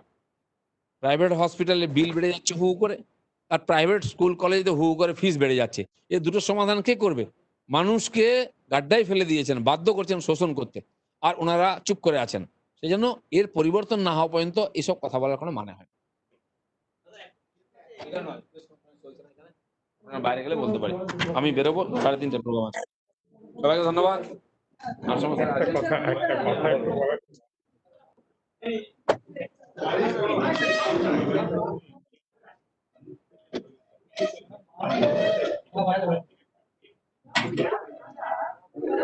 আমাদের প্রোগ্রাম শেষ হয়নি কেন?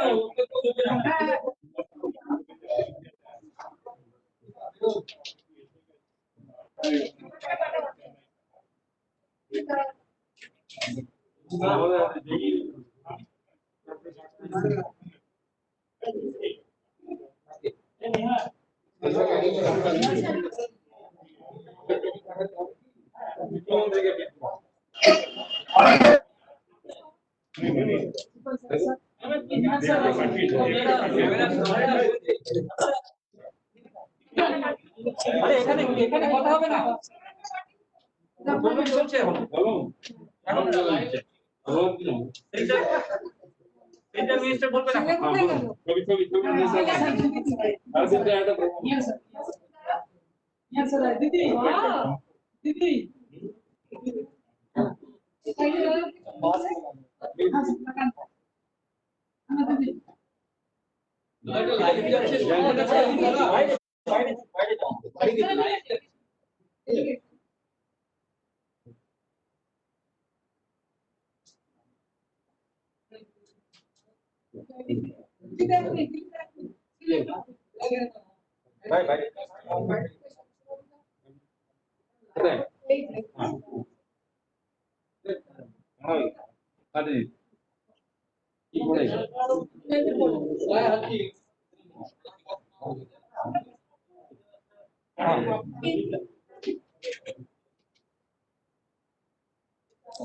দিলীপ দাকে ধন্যবাদ ওনার মূল্যবান বক্তব্য রাখার জন্য।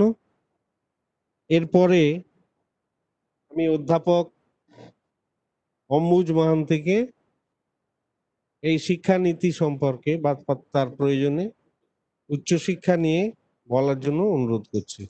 অধ্যাপক মহান্তি।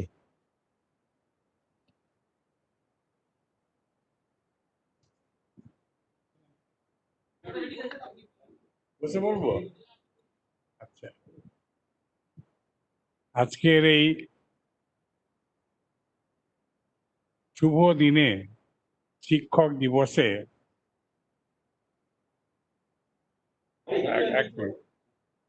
কিছু করবো। আজকের এই শুভ দিনে শিক্ষক দিবসে আমাদের যে এই অনুষ্ঠান এবং তাতে আমি আমন্ত্রিত হয়ে এবং বক্তব্য রাখার সুযোগ পেয়ে ভীষণই আপ্লুত। তার জন্য আমি এই শিক্ষক সেল বা শিক্ষা সেলের যিনি কনভেনার দীপল বাবু, তার সমস্ত টিম এবং আজকে যারা উপস্থিত হয়েছেন সবাইকে আমার আন্তরিক শুভেচ্ছা। এবং আজকের এই অনুষ্ঠানের যিনি সঞ্চালক আমাদের অধ্যাপক চিত্তরঞ্জন মণ্ডল, তাকেও আমি শুভেচ্ছা জানাই। যারা প্রোগ্রাম চালাচ্ছেন, যেন আমাদের জয় মল্লিক এবং তার টিম সবাইকে শুভেচ্ছা জানিয়ে আমি সংক্ষেপে 10 মিনিট বলবো। আমি আসবার সময় শুধু ভাবছিলাম আমি শিক্ষা নীতিটা পুরোটা বেশ কয়েকবার পড়েছি, আর যতবারই পড়ি বেশ আপ্লুত হই। কিছু কিছু জিনিস আছে, ওই 60 পাতার একটা ডকুমেন্ট, কিছু কিছু জিনিস আছে যেগুলো মনে গেঁথে যায়। কেন গেঁথে যায়? আমি জানেন নিজেকে দিয়ে বিচার করার চেষ্টা করি। একসময় আমি স্ট্যাটিস্টিক্স পড়তাম, একটা সাবজেক্ট যেটা আমি বই খুলে কাউকে পড়াবো হুড় করে পড়াতে ভালোবাসতাম, আর পরীক্ষা হলে প্রচন্ড আমার বাজে লাগতো, অস্বাভাবিক বাজে লাগতো। কারণটা কি? ভীষণ ফর্মুলার খেলা, বুঝলেন? মানে মেমোরি যদি না ঠিক থাকে তাহলে ওই সাবজেক্ট না করাই ভালো। তাই আমি সুযোগ যখন পেলাম দুম করে স্ট্যাটিস্টিক্স ছেড়ে কম্পিউটার সায়েন্সে ঢুকলাম। কম্পিউটার সায়েন্সে গিয়ে দেখি এ যেন ফ্রাইং প্যান টু ফায়ার হলো। কম্পিউটারেও তো ম্যাথামেটিক্সের খেলা, সেখানেও প্রচুর ফর্মুলা। করতে করতে একটা এরিয়া পাওয়া গেল আর্টিফিশিয়াল ইন্টেলিজেন্স। সেটা নাকি কোনো অঙ্ক টঙ্ক মানে না, যে অঙ্ক যেখানে ফেল করে যায় আর্টিফিশিয়াল ইন্টেলিজেন্স ওইখানে শুরু হয়। মানে হ্যাঁ, যেখানে অঙ্ক মডেলিং থিওরি ফেল করে যায় আর্টিফিশিয়াল ইন্টেলিজেন্স শুরু হয়। মানে কি জানেন, গ্রামে গঞ্জের মানুষ, এই যে দিলীপ দা বক্তব্য রেখে গেল, হ্যাঁ এরম প্রচুর জিনিস দেখবেন। মেধা আসলে মানুষের মধ্যে লুকিয়ে থাকে, সেটা মেধাটা ফর্মুলা দিয়ে হয় না। মেধাটা ছিটকে বেরোনোর রাস্তা খোঁজে। ফর্মুলা একটা কেরিয়ার, কিন্তু ফর্মুলা অল কেরিয়ার্স নয়। মেধা বেরোনোর রাস্তা দেখাতে পারলে কিন্তু সেই মেধা কোথায় পৌঁছে যাবে। আমি সংক্ষেপে বলবো, 10 মিনিট টাইম, সুতরাং আমি দুটো এক্সাম্পল দিই। আপনি জানেন সারা পৃথিবীতে দুটো নাম যদি নিই আমি, মাইক্রোসফটের মালিকের নাম কি? Bill Gates. ফেসবুকের মালিকের নাম কি? আচ্ছা, এনারা আর আরেকজনের নাম বলি স্টিভ জব। এই সমস্ত লোকেদের যদি খোঁজ নেন না, বিশেষ করে স্টিভ জব এবং আমাদের মাইক্রোসফটের আমাদের বিল গেটস, তারা হার্ভার্ডে ঢুকেছিলেন ফ্রন্ট গেট দিয়ে, বেরিয়ে গেছেন ব্যাক গেট দিয়ে। মানে কি পাস করেননি, ড্রপ আউট। সেই ড্রপ আউট স্টুডেন্ট আজকে সারা বিশ্বে দাপিয়ে বেড়াচ্ছে, সারা বিশ্বে। আর যারা পাস আউট ভালো করে পাস করে এলো, আমাদের দেশে এক দুজনের নাম, আমি আর নাম নেওয়াটা ঠিক হবে না বোধহয়। তারা একজন বোধহয় জেলে বেশ অনেকবার 15-20 বার চেষ্টা করে বেল নাকচ হয়েছে, জেল টেল কেটে বেরিয়েছেন। আরো একজন দুজন যাওয়ার জন্য রেডি হচ্ছেন, সব Harvard pass out. Harvard pass out খুব কদরের সাথে পাস করে এসেছেন। হার্ভার্ড কেন বলছি হঠাৎ? হার্ভার্ড হচ্ছে বিশ্বের 1 নম্বর ইউনিভার্সিটি, যে কোনো সময় বলে 1 নম্বর ইউনিভার্সিটি। এই উদাহরণ থেকে বুঝতে হবে যারা ড্রপ আউট তারা সারা দুনিয়াকে পথ দেখাচ্ছে, যারা পাস আউট তারা জেল খাটছে। এইখান থেকে শিখতে হবে। ওই ড্রপ আউট পাস আউট এই সমস্ত। আর তারপরে শিক্ষানীতি পড়তে গিয়ে সংক্ষেপে যদি বলতে হয়, আমি দুটো শব্দ বলবো, দেখুন তো ঠিক বলছি কিনা। এখনকার আমাদের যে শিক্ষানীতি, তাতে দুটো শব্দ চলে, memorize and score. Memorize and score, মুখস্থ করো আর নম্বর পাও। Memorize and score. ওই যে স্ট্যাটিস্টিক্সের কথা বললাম, পড়াতে ভালো লাগে, পড়তে ভালো লাগে না, কিছুই নেই আমার মনে হয়। খুব সুন্দর অঙ্কের খেলা, কিন্তু এত মেমোরি কেন দরকার হবে, আমার আপত্তি। কিন্তু আর্টিফিশিয়াল ইন্টেলিজেন্সে সেখানে বুদ্ধির মানে অন্য ধরনের ব্যাপার। অঙ্ক ফেল করলে আর্টিফিশিয়াল ইন্টেলিজেন্স, সারা জীবন আর্টিফিশিয়াল ইন্টেলিজেন্সে রিসার্চ করে কাটিয়ে দিলাম। হ্যাঁ, খুবই মজা পেতে আরম্ভ করলাম। আমি এটাতে আসি, ব্যাক করে আসি। তাহলে এখনকার শিক্ষানীতিতে দুটো শব্দ কি বলবো? মেমোরাইজ, স্কোর, তাকে কি রিপ্লেস করছে পুরো শিক্ষানীতিতে? দুটো শব্দ জানেন, বলছে explore, explore and learn. Memorize and score তাকে রিপ্লেস করছে দুটো শব্দ, এক্সপ্লোর অ্যান্ড লার্ন। সেই এক্সপ্লোরেশন কবে শুরু হবে? সেই এক্সপ্লোরেশন বলছে 6 বছর বয়সে শুরু করে দাও। এই ক্লাস 6-এ গিয়ে শুরু করবেই। ক্লাস 6 থেকে 8-এ কম্পালসারি ইন্টার্নশিপ করতে হবে। ক্লাস 6 থেকে 8-এ সমস্ত স্টুডেন্টকে, সে কার্পেন্ট্রি হোক, সে মানে যে কোনো আর্টে হোক কি কলাতে হোক, যে কোনো বিভাগে গিয়ে ইন্টার্নশিপ করতে হবে। এক্সপ্লোর করো, মুখস্থ বিদ্যা নয়। এন্টায়ার শিক্ষা ব্যবস্থাটা দেখবেন দাঁড়িয়ে আছে এই এক্সপ্লোর অ্যান্ড লার্ন। এই যে আগে ছিল ভোকেশনাল, এই ভোকেশনাল একটা লজ্জার ব্যাপার ছিল। আইটিআই পাস মানে একটা লজ্জার ব্যাপার। আইআইটি নয় তো, একটা আই আগে আর পরে। আইআইটি হলে সাংঘাতিক ব্যাপার, আর আইটিআই হলেই অন্য ব্যাপার। নীতিতে বলাই যায় না এই আইটিআই পাস বিশাল কোম্পানি খুলবে, আইআইটি কে রিক্রুট করবে। এই আইটিআই পাস বিশাল কোম্পানি খুলতে পারে, আইআইটি কে রিক্রুট করতে পারে। হ্যাঁ, সেই সম্ভাবনা আছে। বলা হচ্ছে ভোকেশনাল বিক্ষিপ্তভাবে বেরিয়ে যাবে না। আরেকটা শব্দ আমি বলছি আপনাকে, একটা মানে কি বলবো, অ্যাক্রোনিম বলছি, মনে রাখার চেষ্টা করবেন। আইসিসি শিক্ষানীতিতে 3টে শব্দ আছে। আই হচ্ছে ইন্টিগ্রেশন, এন্টায়ার পলিসিটা হচ্ছে ইন্টিগ্রেটেড।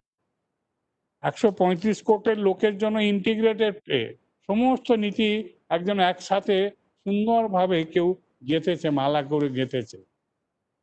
পড়বেন, ডিপলি পড়বেন, তাহলে বুঝবেন যে এন্টায়ার থিংটা হচ্ছে ইন্টিগ্রেটেড। কিভাবে ইন্টিগ্রেটেড? আমি ফিজিক্স পড়ছি, ফিজিক্সে আমি বৈজ্ঞানিক হব, অ্যাট দ্য সেম টাইম আমি গানও শিখছি, মিউজিক শিখছি। আমার যা ভালো লাগে, আমার যা পোটেনশিয়াল, ফিজিক্সে হয়তো আমি নোবেল প্রাইজ পাবো, কিন্তু সে তো গান গাইতে গাইতেই হয়তো আমার বড় রিসার্চ হবে। এখনকার সিস্টেম কি না, straight jacket, physics chemistry mathematics সায়েন্সে যাবে, কিংবা ফিজিক্স কেমিস্ট্রি বায়োলজি অন্য একটা সেখানে কোনো চান্স নেই মিউজিক শেখার, কোনো চান্স নেই ফিজিক্স কেমিস্ট্রির সাথে ইতিহাস শেখার, কোনো সম্ভাবনাই নেই আমি কোনো অন্য সাবজেক্ট নেবো। এখন বলছে না, ছাত্র সিদ্ধান্ত নেবে কি পড়বে। মানে এন্টায়ার জিনিসটা না একটা সুন্দরভাবে ইন্টিগ্রেট করা হয়েছে। একটা শব্দ বললাম, আই ফর ইন্টিগ্রেশন, তারপরে একটা সি ফর কনভার্জেন্স। আরে 125 কোটি হয়েছে, কি হয়েছে? 125 কোটিতে কিছু ভয় পাওয়ার কিছু নেই। কারণটা কি, কেন ভয় পাওয়ার নেই? আমি একটা উদাহরণ দিয়ে আবার বলবো। ওই যে বললাম আর্টিফিশিয়াল ইন্টেলিজেন্স নিয়ে সারা জীবন রিসার্চ করতাম। আমি 30 বছর আগের গল্প আজকে বসে বসে ভাবছিলাম সেদিন কি করে সম্ভব ছিল।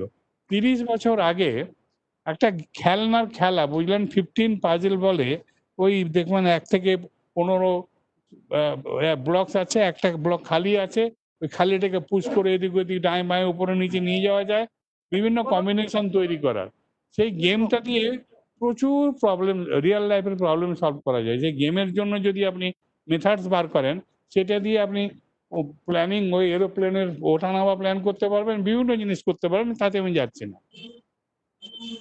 সেই গেমটা খেলতে খেলতে কম্পিউটারে যখন মডেল করবেন, আমি একটা সিচুয়েশন বলছি, সেই মডেলে একটা এমন সিচুয়েশন এসেছিল, আমার ক্ষেত্রে আমি এক্সপিরিয়েন্স করেছিলাম, যে সামনে 800 কোটি, 800 ক্রোর্স কম্বিনেশনস আছে, তার ভেতরে 3টে গোল্ডেন কম্বিনেশন আছে।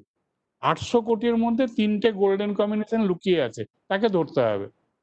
কম্পিউটার কি পারবে? তার মানে আপনার আর্টিফিশিয়াল ইন্টেলিজেন্স টেকনিক কি পারবে বুদ্ধি পাস করতে কম্পিউটারকে, যে কম্পিউটার ধরে ফেলবে?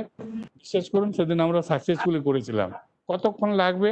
এমনি যদি স্টেপ বাই স্টেপ করা হয়, কত 100 বছর বা 1000 বছর লাগবে। কিন্তু যদি বুদ্ধি দিয়ে করা হয়, ঠিকঠাক বুদ্ধি যদি পাস করা যায় কম্পিউটারকে, সেটা ইভেন সেকেন্ডসে করা যায়, সেকেন্ডসে ধরে দেবো। আমাদের একটা টেকনিক ছিল, যেটা সেকেন্ডসে ধরে দিত। আমি কেন হঠাৎ এই কথা বলছি? 30 বছর আগের কম্পিউটার সে সেকেন্ডসের মধ্যে 800 কোটির মধ্যে 3টে গোল্ডেন কম্বিনেশন ধরে দিতে পারত। আজকের সেই কম্পিউটার সায়েন্স কোথায় গিয়ে পৌঁছেছে চিন্তা করতে পারবেন না। আপনারা জানেন, চাঁদে চন্দ্রযান নামতে গিয়ে সামান্য বিকল হয়েছে, কিন্তু আবার যাবে। সবই কম্পিউটারের খেলা, ইলেকট্রনিক্সের খেলা, কম্পিউটারের খেলা। আমাদের সামনে, আমি কেন এই কথাটা বললাম, 30 বছর আগে 800 কোটি, আজকে বলছে এই ছত্রে ছত্রে পড়বেন, বলছে আর্টিফিশিয়াল ইন্টেলিজেন্স। পুরো যিনি সিস্টেমটা বানিয়েছেন খুব ভেবেচিন্তে বানিয়েছেন। কি ধরতে হবে আমাকে এখানে? আমার কত সমস্যা, 135 কোটির দেশ আমাদের, 135 কোটির দেশ। 30 বছর আগে খেলা খেলেছি আমরা, 800 কোটি নিয়ে খেলতে পারতাম। আজকে কোনো ব্যাপারই না এটা। 135 কোটি মানুষকে দেখতে হবে, এই যে সামনে আমার বসে আছেন, এনার স্কিলটা কোন দিকে, গানে না নাচে না ছবি আঁকায়, না ফিজিক্সে, না অঙ্কে। টেকনিক আছে, ব্রেন ম্যাপ করে সে ব্রেনের এর থেকে বা আপনার কোশ্চেন আনসার থেকে বলে দেবে যে আপনার ন্যাকটা কোন দিকে, আপনার ন্যাকটা কোন দিকে। আপনারা আজকে জানেন কম্পিউটার সব কিছু করতে পারে। আর্টিফিশিয়াল ইন্টেলিজেন্স সে বেহালাও বাজাতে পারে, সে নাচতেও পারে, গাইতেও পারে, সবই পারে কম্পিউটার। হ্যাঁ, রোবট আজকে সবই পারে। এই অল্প কিছুদিন আগে দেখেছেন বাহরাইনের সুলতান এসছেন, দেখেছেন তো? তার যিনি সিকিউরিটি, রোবট। রোবট কি, সে তার সারা বডিতে কিন্তু অটোমেটেড পিস্তল লাগানো আছে, সে 360 ডিগ্রি ঘুরে সিকিউরিটি চেক করছে। সুলতান এগোচ্ছেন, পেছনে রোবট, বিশাল রোবট যাচ্ছে। ঠিক আছে, আজকে কম্পিউটার সবই পারে, আর্টিফিশিয়াল ইন্টেলিজেন্স এই এতখানি এগিয়ে গেছে। তাহলে ব্যাক করে আসে এবারে আমাদের শিক্ষানীতি। তো শিক্ষানীতি ছিল বিক্ষিপ্ত, শিক্ষানীতি ছিল বেকার তৈরির যজ্ঞ, কর্মযোগ্য, বেকার তৈরি হবে। পাস টাস করে গ্রাজুয়েশন, পোস্ট গ্রাজুয়েশন, বেকার হয়ে গেলাম। আর উল্টোটা করার চেষ্টা করছি কি, যে না, একজন শিক্ষিত চাকরির পেছনে না দৌড়ে সে যদি প্রকৃত শিক্ষিত হয়, চাকরি আপসেই তৈরি হতে আরম্ভ করেছে, ওর পেছনে চাকরি দৌড়বে, ওর পেছনে আরো লোকে এসে চাকরি নেবে, যে প্রকৃত শিক্ষিত হয়। তার মানে কি, এই যে ইন্টার্নশিপ ক্লাস 6 থেকে 8 থেকে শুরু বাচ্চাদের মাথায় ঢুকিয়ে দেওয়া হচ্ছে, সে ক্রিয়েটিভ হয়ে যাবে যখন সে গ্রাজুয়েশন, পোস্ট গ্রাজুয়েশন যাই করুক, করার পরে সে আপসে দেখবেন কোম্পানি বানাতে আরম্ভ করবে। আজকে দেখুন মুদ্রা লোন, লক্ষ লক্ষ কোটি টাকা দেওয়া হচ্ছে। মুদ্রা লোন আমাদের কালচার হয়ে গেছে, টাকাটা নিয়ে পকেটে রেখে দিয়ে, খেয়ে দিয়ে, উড়িয়ে দিয়ে, যত ভোট দিবি না যদি না ওই লোনটা ছাড় করা হয়, ছাড় দেওয়া হয়। আশ্চর্য। আমি উদাহরণ দিচ্ছি আপনাদের। কি উদাহরণ? আজকের দিনে একটা ভয়ঙ্কর দেশের নাম বলুন তো, ভয়ঙ্কর দেশ। হ্যাঁ, সবাই সবার মুখে লাগিয়ে দিয়েছে এই মাস্ক। একটা দেশ চায়না, সবার মুখে। কত কোটি? ওই 800 কোটি, যেটা বলেছিলাম 750-800 কোটি হচ্ছে বিশ্বের পপুলেশন, যে গেমের কথা বললাম। সেই দেশ 1950-এর দশকে দুর্ভিক্ষে কত লোক মরেছিল জানেন? ওই দেশে 4.5 কোটি, 45 মিলিয়ন লোক মরেছিল। 4.5 কোটি লোক অনাহারে মরেছিল। সেই দেশ মিড 1980-এ তার ইকোনমি, ইন্ডিয়ান ইকোনমি একদম নেক টু নেক সমান ছিল। ওরা শুধু 1979-এ ওই ফ্রি মার্কেট, হ্যাঁ, ওপেন ইকোনমি শুরু করে, আমরা 91-এ শুরু করি, 12 বছর বাদে। কিন্তু শুধু তাই নয়, ওদের ডিসিপ্লিন, ওদের সিস্টেম, ওদের ফোকাস, আজকে শুধু বললে তো হবে না। আজকে বিশ্বের 1 নম্বর ইকোনমি যদি পারচেজিং পাওয়ার দিয়ে দেখা হয়, আমেরিকাকে ছাপিয়ে গেছে। 2 নম্বর যদি নমিনাল আপনি জিডিপি দেখেন, 2 নম্বর আমেরিকার পরেই, নাহলে 1 নম্বর পারচেজিং পাওয়ারে। বললে তো হবে না যে সারা বিশ্বে যে কোনো আপনি একটা সাইন্টিফিক জিনিস দেবেন, সে খুলবে, রিভার্স ইঞ্জিনিয়ারিং করে বানিয়ে ফেলবে। বললে তো হবে না, নিশ্চয়ই তার শিক্ষা ব্যবস্থার মধ্যে আছে। সুতরাং আমরা কেন পারছি না? আমরা কেন পারছি না? আমাদের শিক্ষা ব্যবস্থাটা পুরোটাই বিক্ষিপ্ত, কোনো ইন্টিগ্রেশন নেই। তো I for integration, C for convergence. Convergence কি? ওই 125-35 কোটি দেশ কিচ্ছু না। আজকে কম্পিউটার আছে, আর্টিফিশিয়াল ইন্টেলিজেন্স আছে, ইভালুয়েশন, ওই যে পরখ, সাধারণ একটা এক্সামিনেশন সিস্টেম বলেছিল কিন্তু পরখ। আরে কেমন হলো রান্না? আরে পরখ করে দেখ। কেমন হলো রান্না? আরে পরখ করে দেখ। তো কেমন হলো শিক্ষা? পরখ করে দেখ। ইভালুয়েট করা মানে পরখ করা। অসাধারণ একটা নাম বার করেছে, বুঝলেন? সুতরাং এই শিক্ষা ব্যবস্থা সফল হবেই। সি ফর কনভার্জেন্স, 135 কোটি, যত স্টেট হোক, ইউনিয়ন টেরিটরি হোক, সর্বত্র কিন্তু একই শিক্ষা ব্যবস্থা চালু থাকবে। আর লাস্টের সি আরেকটা আছে, ICC, C for control. It has to be centrally properly control. স্টেটের যেন কোঅপারেশন থাকে। তাই আইসিসি হচ্ছে এর স্ট্রেংথ। এবং আমি সুনিশ্চিত যে এই শিক্ষানীতির পেছনে প্রচুর চিন্তা রয়েছে। তো সুতরাং এর সাফল্য আমরা সবাই আশা করব। সাফল্য তো আর জোর করে হয় না, সাফল্য হবে মানুষের পার্টিসিপেশনে। এই যে আমাদের পার্থবাবু বলছেন, কে বাবু বলছেন, এগুলো হয়তো রাজনীতি করতে গিয়ে বলবেন, বিকল্প কিছু দিন না, বিকল্প ব্যবস্থা কিছু দিন না। তো তাহলে আমাদের যদি শিক্ষা ব্যবস্থাটা ভালো ছিল, আজকে জানেন র্যাঙ্কিং বেরিয়েছে, র্যাঙ্কিং খেয়াল করেছেন কেন জানেন না, টাইমস র্যাঙ্কিং কি বলছে যে প্রথম 400টা ইউনিভার্সিটির মধ্যে ভারতবর্ষে খুঁজে পাওয়া যাচ্ছে না, দুটো আছে তাও অনেক পেছনে, প্রথমের দিকে নেই। তাহলে এত আইআইটি এত আইআইএম, আমরা যে আইআইএম প্রথম আইআইএম এর লোক, আমি শেষ করছি আর 2 মিনিটে, লম্বা করব না। আইআইটি আইআইএম গুলো ভীষণ সাকসেসফুল, জানেন, ভীষণই সাকসেসফুল। কিভাবে সাকসেসফুল জানেন? ইন্ডিভিজুয়াল ছাত্রছাত্রীর ক্ষেত্রে সাকসেসফুল। এই যে সমস্ত কোম্পানিগুলো বললাম, হয় গুগল কি ফেসবুক কি আপনার আপনি যাই বলুন, আইটির যে সমস্ত টপ কোম্পানিগুলো, সব কটার হেড হচ্ছে ইন্ডিয়ান, সব কটার মাথায় বসে আছে ইন্ডিয়ানরা। তার মানে তারা সাকসেসফুল না হলে ওখানে পৌঁছও কি করে? কম্পিটিশনে অন্যান্য দেশ আছে, তেমনি আইআইএম এর প্রচুর টপ জায়গায় বসে আছে সব। কিন্তু ইনস্টিটিউশন প্রথম 100-র মধ্যে জায়গা পায় না। কারণটা কি? রিসার্চ সেরম ভাবে হয় না, সেরম ভাবে মানে আপনার নেটওয়ার্ক নেই যারা রেকমেন্ডেশন দেবে। আমার গরিব দেশ, এখানে কি নেটওয়ার্ক আছে? পিয়ার নেটওয়ার্ক কতটুকুন? কিছু নেই। যে র্যাঙ্কিং এর যে পদ্ধতি, সেই পদ্ধতি আমরা এঁটে উঠতে পারছি না। কিন্তু আবার individual professor, individual scientist research করে কামাল করে দিচ্ছে, ব্যক্তিগতভাবে এগিয়ে, প্রাতিষ্ঠানিকভাবে পিছিয়ে। আইআইটি আইআইএম সব ইউনিভার্সিটিগুলো, টপ ইউনিভার্সিটিগুলো ঠিক একই অবস্থা। আমরা তাহলে এই নতুন সিস্টেমে কি বলছে? নতুন সিস্টেম বলছে ইন্টিগ্রেটেড। আমি এখানেই পারবো, আমাকে দৌড়তে হবে না, ওই গুগলে চাকরি করতে যাব না, দেখা যাবে এখানেই গুগল তৈরি হয়ে যাবে। আজকে নয়, হয়তো 15-20 বছর পরে এই কোম্পানিগুলো এখনই এখানেই তৈরি হবে। আমরা যে আইটিতে এত নাম করেছি, কোম্পানিগুলো ইনফোসিস বলুন, টিসিএস বলুন, কি কাজের জন্য জানেন? সেকেন্ড র্যাঙ্ক থার্ড র্যাঙ্ক কাজের জন্য, হ্যাঁ, বডি শপিং এর জন্য, হ্যাঁ, আউটসোর্সিং কাজ যেগুলো খুব লো গ্রেডেড কাজ, সেই সবের জন্য। ডালহাউসিতে যে বিখ্যাত বিল্ডিং, তার নাম হচ্ছে রাইটার্স বিল্ডিং, মানে করণিক ভবন, মানে ক্লার্কের জন্য। সেখানে বড় বড় মানে অফিসার্সদের নাম ব্রিটিশ নেয়নি, ব্রিটিশ নিয়েছে করণিক ভবন, ক্লার্কের কাজ। তো আমরা তো 1000 বছরের দাসত্ববৃত্তি করেছি, ব্রিটিশের থেকে মুক্তি পেয়েছি, তা অবশ্যই দেরি হয়ে গেছে। 70 বছর আগে, 74 বছর আগে আমরা কত 47 আর 73 থেকে 74-এ পা দিচ্ছি, ঠিক আছে? তো অনেক আগেই চায়নার মতো আমাদের ম্যাচ করিয়ে এগোনো উচিত ছিল, পারিনি। আজকে একটা সুযোগ এসছে, বিশাল সুযোগ। কারণ যে সেন্টারে যে সরকার, সারা ভারতবর্ষের উপর তার সেই কন্ট্রোল রয়েছে, বিক্ষিপ্ত সরকার নয়। আজকে আমাদের আধার কার্ড সারা ভারতবর্ষে চলে, আমাদের ব্যাংক অ্যাকাউন্ট গরিবের ঘরে ঘরে ঢুকে গেছে। ঠিক তেমনি এই শিক্ষা আমাদের কিন্তু সারা ভারতকে একত্রিত করবে। অন্যান্য সব স্টেট রাজি হয়ে গেছে, এই যে সামান্য বিরোধিতা, এগুলো ঠিকবে না। তো আমাদের ঐক্যবদ্ধ হয়ে সংকল্প নিতে হবে যে এই শিক্ষানীতিকে সফল করতে হবে। আমাদের দেশেই বড় বড় কোম্পানি তৈরি হবে, এই ইন্টার্নশিপ নিয়ে, এই যে প্র্যাকটিক্যাল এক্সপিরিয়েন্সের বেসিসে শিক্ষা, এই বিশাল একটা সুযোগ হচ্ছে।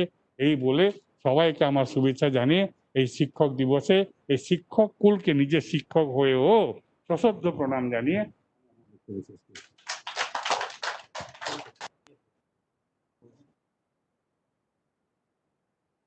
ধন্যবাদ অধ্যাপক অম্বুজ মহান্তিকে। উনি সহজ ভাষায় সরলভাবে বলে দিয়েছেন, যেটা উনি বলতে চেয়েছেন সরাসরি বলেননি। আমি একটু বলে দিচ্ছি, যেটা শ্রী দিলীপ ঘোষ মহাশয় বলেছিলেন। এখানে আমরা সাধারণভাবে কি করি? আমরা চাকরি, পড়াশোনা করার পরে চাকরি খুঁজি, অর্থাৎ এখন আমাদের শিক্ষাটা হলো জব সিকার।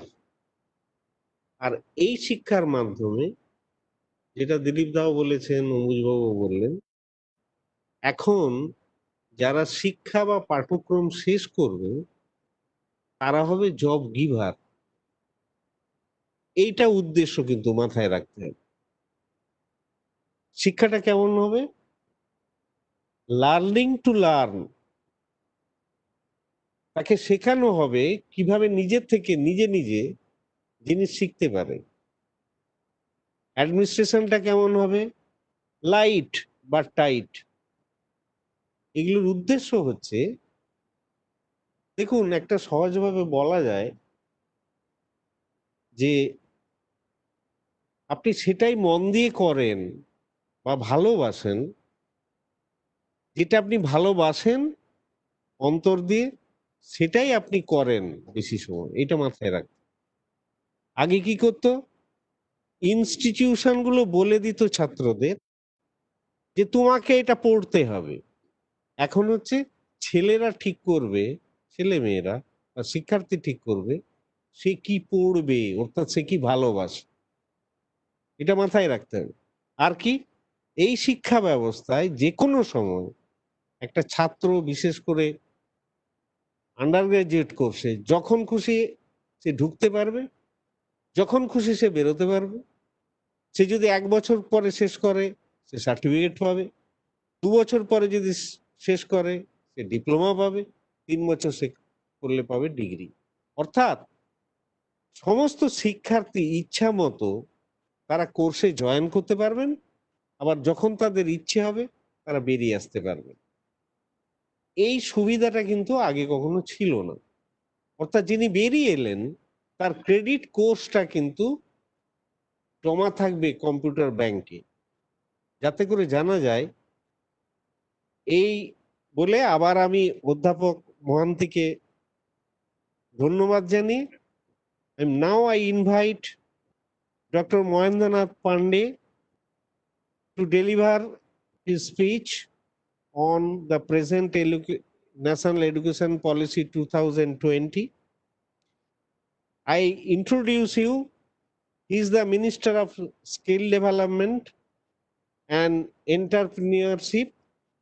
কাজেই আমি আশা করব উনি যেমন শিক্ষানীতি, নয়া শিক্ষানীতি 2020 সম্পর্কে বলবেন, সেই সঙ্গে আমরা আশা করব যে উনি এই যে national council of integration of vocational education যেটা আছে সেটা নিয়েও উনি বলবেন। এই আশা রেখে, with this expectation, I am inviting doctor Mahendranath Pandey to deliver his speech on National Education Policy 2020.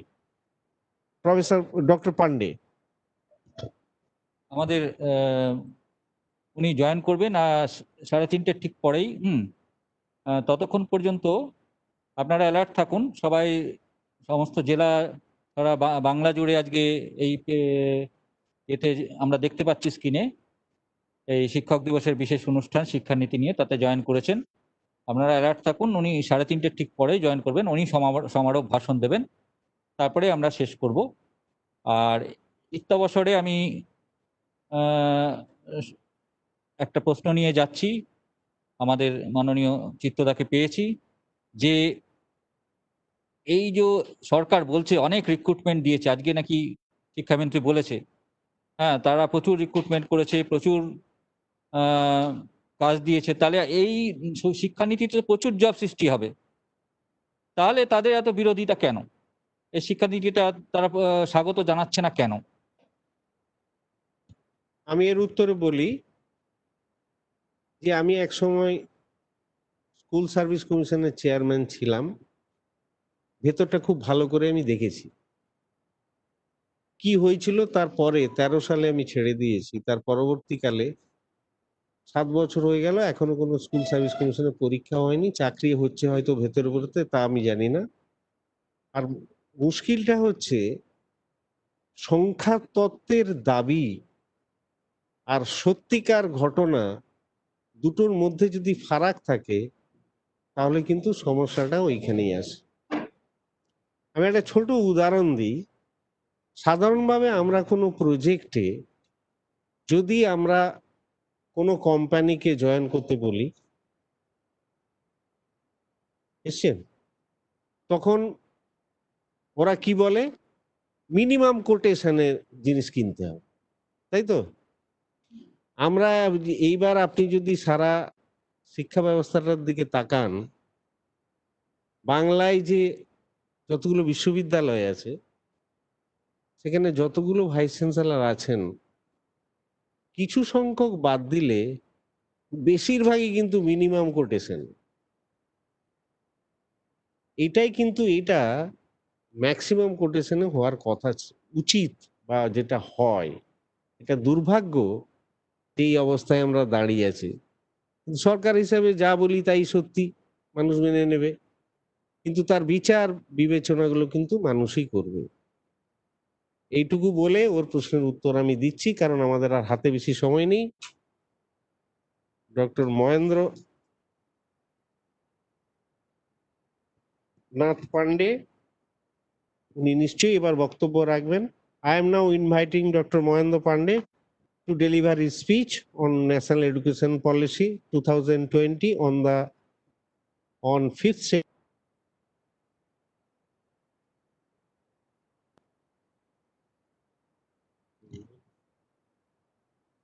বিত্ত বছরে আমি আর একটা প্রশ্নের উত্তর চাইছি যে ভোকেশনাল ট্রেনিং নাকি চাইল্ড লেবারের আইন ভঙ্গ করবে, এরকম একটা কথা উঠেছে। মানে যে কোনো রকম সমালোচনা এখানকার বুদ্ধিজীবীদের মাথায় দুর্বুদ্ধির মতন বেরোয়। এই বিষয়ে আপনি কি বলবেন? এই উত্তরটা আমি দিচ্ছি। একটা কথা বলি, আপনারা যদি খেয়াল করেন, ভোকেশনাল এডুকেশনের প্রথম স্টেজ হলো ITI, তারপরে হলো ডিপ্লোমা, তারপরে হচ্ছে হলো ডিগ্রি। নিশ্চয়ই আপনারা জানেন বিভিন্ন ইঞ্জিনিয়ারিং কলেজ IIT বা এগুলো দেয়। এখানে যেটা বলা হয়েছে, যিনি IIT থেকে পাশ করলেন তার পেশাগত নৈপুণ্য নিয়ে, তার কিন্তু ভবিষ্যৎটা শেষ হয়ে গেল, ওইখানেই থেমে গেল। বা যিনি ডিপ্লোমা করলেন তার ওইখানেই শেষ হয়ে গেল। কিন্তু এখানে যেটা বলা হয়েছে যে একটা কাউন্সিল তৈরি করা হয়েছে, যারা এই ভোকেশনালের যে ট্রেনিং, ITI, ডিপ্লোমা, তাদের এমন সুযোগ থাকবে যে যারা নৈপুণ্য অর্জন করতে পারবেন, IIT হলেও তাদের বিকাশটা কিন্তু থেমে থাকবে না। সেই জন্য এটা ধাপে ধাপে তাদেরও উৎপত্তিগত যোগ্যতা দিয়ে মেন স্ট্রিমে পৌঁছাতে পারেন। আগে যে ক্ষেত্রে দরজাটা বন্ধ ছিল, সেই দরজাটা কিন্তু খুলে দেওয়া হয়েছে। আর একটা কথা যেটা বলছে চাইল্ড লেবার তৈরি করা হবে, আমার খুব হাসিই পাচ্ছে। আমি জানি না কি কার মাথা থেকে এটা বেরিয়েছিল। যেমন দেখুন, আপনি যদি ইঞ্জিনিয়ারিং কোর্সগুলো দেখেন, আমি যাদবপুর বিশ্ববিদ্যালয়ের অধ্যাপক ছিলাম পদার্থবিজ্ঞানের, আমাদের ইঞ্জিনিয়ারিং এ পড়াতে হতো, এবং সেখানে আমরা দেখতাম যে ফার্স্ট ইয়ারে ফরজিং, কার্পেন্ট্রি, ফাউন্ড্রি, গ্লাস, ইয়েনে, এগুলো করতে হতো না? হতো না? যারা এই প্রশ্নটা করছেন তাদেরকে আমি বলি, এই কোর্সগুলো করাতে হতো কি না? ইঞ্জিনিয়ারিং এ বা ITI এগুলো করা হতো কি না? এই নৈপুণ্য লাগতো। তাহলে এইটা একটা essential course for technical education. তাকে যদি আমি ছোটবেলা থেকে করাত চালানোটা শেখাই, বা ধরুন একটা লোহাতে কাঠ কাটবে না, তারা প্লাস্টার কাটবে, তাহলে করাতটা তো চালাতে শিখতে হবে। সেই নৈপুণ্যটা যদি তাদের 6 বছর বয়স থেকে শেখানো হয়, আস্তে আস্তে ধীরে ধীরে 12 ক্লাস পর্যন্ত যে অভিজ্ঞতা তারা অর্জন করবে, সেই অভিজ্ঞতাটা তারা কাজে লাগাবে কোথায় বলা আছে, যেটা অবুজবাবু বলছিলেন, যে একটা বিশাল, আমাদের মাননীয় প্রধানমন্ত্রী বলছেন MSME ডেভেলপ করতে হবে, মাইক্রো, স্মল, মিডিয়াম এন্টারপ্রাইজেস। তারা কি করবে? বিভিন্ন কাজে MSME তো আর একটা দিকে হবে না, যতগুলো ব্যবহারিক জীবনের দিক আছে সব MSME গুলো খুলবে। তাহলে যদি আমি MSME গুলোকে প্রচুর পরিমাণ তৈরি করতে পারি, বিগ ইন্ডাস্ট্রি ডেস্টিনেশন কোথায় হওয়া উচিত? ভারতবর্ষে হবে, যেটা চীনে তৈরি করেছিল। আমরা দুঃখের ব্যাপার, আমরা আগে এগুলো এমফাসিস দিইনি। নতুন সরকার এসে এই প্রথম MSMEটা শুরু করেছেন, যাতে করে ধীরে infrastructure development, power production, railway network, roadways, electricity production, তারপরে গ্রিন এনার্জির জন্য সোলার পাওয়ার, সোলার প্যানেল, এই ইন্ডাস্ট্রিগুলো ডেভেলপমেন্ট করে। তার মানে আপনি যদি একটা বিগ ইন্ডাস্ট্রিকে আপনি যদি এই ইনফ্রাস্ট্রাকচার ডেভেলপমেন্টটা দেন, তার সাথে যদি ট্রেন ম্যান পাওয়ার গুলো দেন, তার দিকে যদি ওয়েল এডুকেটেড মানুষগুলো দেন, কেন আসবে না? কারণ ভারতবর্ষ একটা গণতান্ত্রিক দেশ। সেই গণতন্ত্রের মধ্যে এক্সপানশন হবে। আজকে দেখুন, রাশিয়ায় গণতন্ত্র ছিল না, সে কিন্তু টেকেনি। আমার যতদূর অ্যাসেসমেন্ট, আমি যদি সামান্যতম বুঝে থাকি সোশ্যাল সায়েন্সের একটু, চায়নারও আর বেশি দিন সামনে নেই, সেও ভেঙে চুরমার হয়ে যাবে। কারণ এখন থেকেই যে সমস্ত মিলিটারিরা রিটায়ার করেছেন তারা বিরুদ্ধাচরণ করতে, বক্তব্য রাখতে শুরু করেছে। বিভিন্ন মানুষ অত্যাচারিত হয়ে তারা দেশ থেকে পালিয়ে বিভিন্ন জায়গায় বিভিন্ন তাদের অভিজ্ঞতার কথা বলছেন। এমনকি কমিউনিস্ট পার্টির যে লোক, সেও বিভিন্ন জায়গায় পালিয়ে গিয়ে তার অভিজ্ঞতার কথা ব্যক্ত করেছেন, যেটা অত্যন্ত তিক্ত। কিন্তু আমাদের ভারতবর্ষে সেই সুযোগ কিন্তু নেই, কারণ এটা হচ্ছে একটা গণতান্ত্রিক দেশ। এটা হচ্ছে সারা পৃথিবীর কাছে একটা আকর্ষণের জায়গা, এটা মাথায় রাখতে হবে। এখানে একটা কথা দিলীপদার বক্তৃতার সময় উনি আলেকজান্ডারের উদাহরণটা দিয়েছে, আর সক্রেটিস। অ্যাকচুয়ালি উনি কি বলতে চাইছেন, যে আমাদের শিক্ষা ব্যবস্থাটা অত্যন্ত অত্যন্ত প্রাচীন। সম্ভবত শিক্ষার দিক থেকে ভারতবর্ষ বহু প্রাচীন অন্যান্য যে সভ্য দেশগুলো আমাদের ভারতবর্ষে পিছিয়ে। এটা যদি আমাদের সুযোগ হয়, তাহলে ভারতবর্ষকে যদি গ্লোবাল লিডার হতে হয়, তাকে ইন্ডাস্ট্রিয়ালি সাফিসিয়েন্ট হতে হবে। দেখুন, একটা সময় অন্যভাবে নেবেন না, আমি যেভাবে বুঝেছি সেই কথাটা বলছি। হ্যাঁ, আরেকটি প্রশ্ন ছিল, আমরা চিত্তদাকে সামনে পেয়েছি। আমি মিনিস্ট্রির সঙ্গে কথা হলো, এক্ষুনি উনি জয়েন করছেন। ততক্ষণে একটা প্রশ্ন আমি চিত্তদার কাছে নিয়ে যাচ্ছি। এই যে ক্লাসিক্যাল ল্যাঙ্গুয়েজ নিয়ে যে একটা বিতর্ক এসছে, আমরা জানি যে মারাঠি, গুজরাটি সহ অনেক ভাষাই এর মধ্যে আসেনি। হ্যাঁ, কেন বাংলা নেই এই নিয়ে একটা, যেখানে পালি ভাষা বা অন্য অনেক পুরনো ভাষাকে নেওয়া হয়েছে, যেগুলো এখন সংস্কৃত বা এখন অত প্রচলিত ভাষা নয়, যে বাংলা কেন নেই, বঞ্চনা করছে, কেন্দ্রীয় বঞ্চনা, এই ধরনের একটা প্রচার হচ্ছে। এই বিষয়ে উনি কি বলবেন? এই ব্যাপারে আমি বলবো না, যা বলে গেছেন ডক্টর সুনীতি চট্টোপাধ্যায় বলে গেছেন অলরেডি। তার লেখাগুলো যদি পড়েন তাহলে দেখবেন, আমি একটু দেখছিলাম খুঁজে খুঁজে, যারা ভাষাবিদ তারা আরো ভালো বলবেন। এখন একটা মাথায় রাখবেন, ক্লাসিক্যাল ল্যাঙ্গুয়েজ বা ক্লাসিক্যাল ভাষা আমি কাকে বলবো। প্রথম, যে ভাষাটা কয়েকশো শতাব্দী পুরানো, এক, সেই ভাষা থেকে অন্য ভাষা তৈরি হয়ে এসছে। তৃতীয়, তার স্ক্রিপ্ট, তার অক্ষর, এই তিনটে দিয়ে ক্লাসিক্যাল ল্যাঙ্গুয়েজ ডিফাইন করা হয়। আজকে আমি যদি বাংলার কথায় আসি, তাহলে দেখবেন বাংলা এই ভাষাটা কিন্তু এসেছে সংস্কৃত থেকে। তার মানে এটা একটা ডেরিভেটিভ ল্যাঙ্গুয়েজ। ক্লাসিক্যাল ল্যাঙ্গুয়েজের সংজ্ঞায় বাংলাকে কখনোই ক্লাসিক্যাল ল্যাঙ্গুয়েজ বলা যাবে না। কারণ এই বাংলা ভাষাটা সংস্কৃত থেকে এসে আস্তে আস্তে আস্তে আস্তে উত্তরণ হয়েছে। আপনি যদি উদাহরণ হিসেবে দেখতে পাবেন, বঙ্কিমচন্দ্র চট্টোপাধ্যায়ের উপন্যাসগুলো যদি পড়েন আর শরৎচন্দ্র চট্টোপাধ্যায়ের উপন্যাসগুলো যদি পড়েন, দেখবেন শরৎচন্দ্র চট্টোপাধ্যায়ের মেরিটে দুজনের সমকক্ষ হলো, শরৎচন্দ্রের উপন্যাসগুলো কিন্তু অনেক বেশি লোকপ্রিয় হয়েছিল, কারণ সহজ সরল ভাষায় লেখা। অর্থাৎ বাংলা ভাষাটা থেকে, বাংলা ভাষাটা উৎপত্তি হচ্ছে সংস্কৃত থেকে।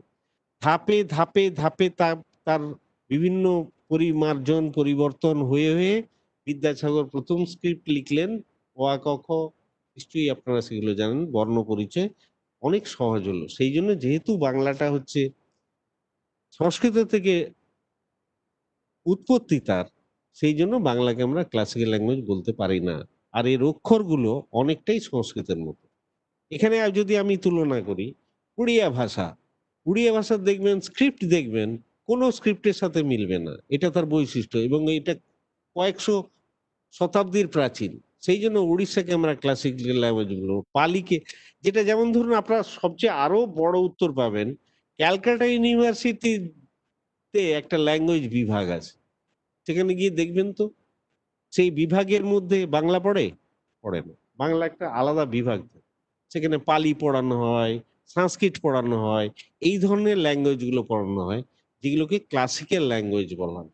কাজে যে ক্লাসিক্যাল ল্যাঙ্গুয়েজের যে সংজ্ঞাটা, সেটা যদি আমরা মেনে নিই, তাহলে এটা আমাদের স্বীকার করতে হয় যে বাংলাটা কিন্তু ক্লাসিক্যাল ল্যাঙ্গুয়েজ নয়, কাজে তার তালিকায় আসার কথাও নয়। এখন তর্কের খাতিরে বা রাজনীতির খাতিরে হুজুগ তোলার চেষ্টা করলে তার কোনো উত্তর হয় না। এটাই আমার ধারণা। কি বলবেন? হ্যাঁ, বলুন।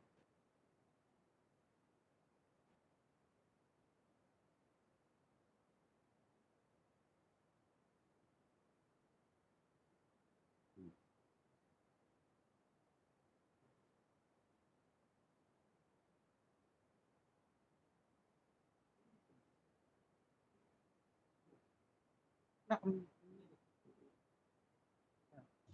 হ্যাঁ, আমি বলতে চাইছি যে এই যে ভাষা নিয়ে যে বিষয়টা, যে বাংলা ভাষা কেন ক্লাসিক্যাল ল্যাঙ্গুয়েজের আওতায় পড়লো না, আপনি আমার পার্শ্ববর্তী রাজ্য উড়িষ্যার যে মানে ডকুমেন্টস গুলো দিয়েছে, ওরা বলতে চাইছে যে কনিষ্কর সময় থেকে নাকি এই ভাষাটা ছিল।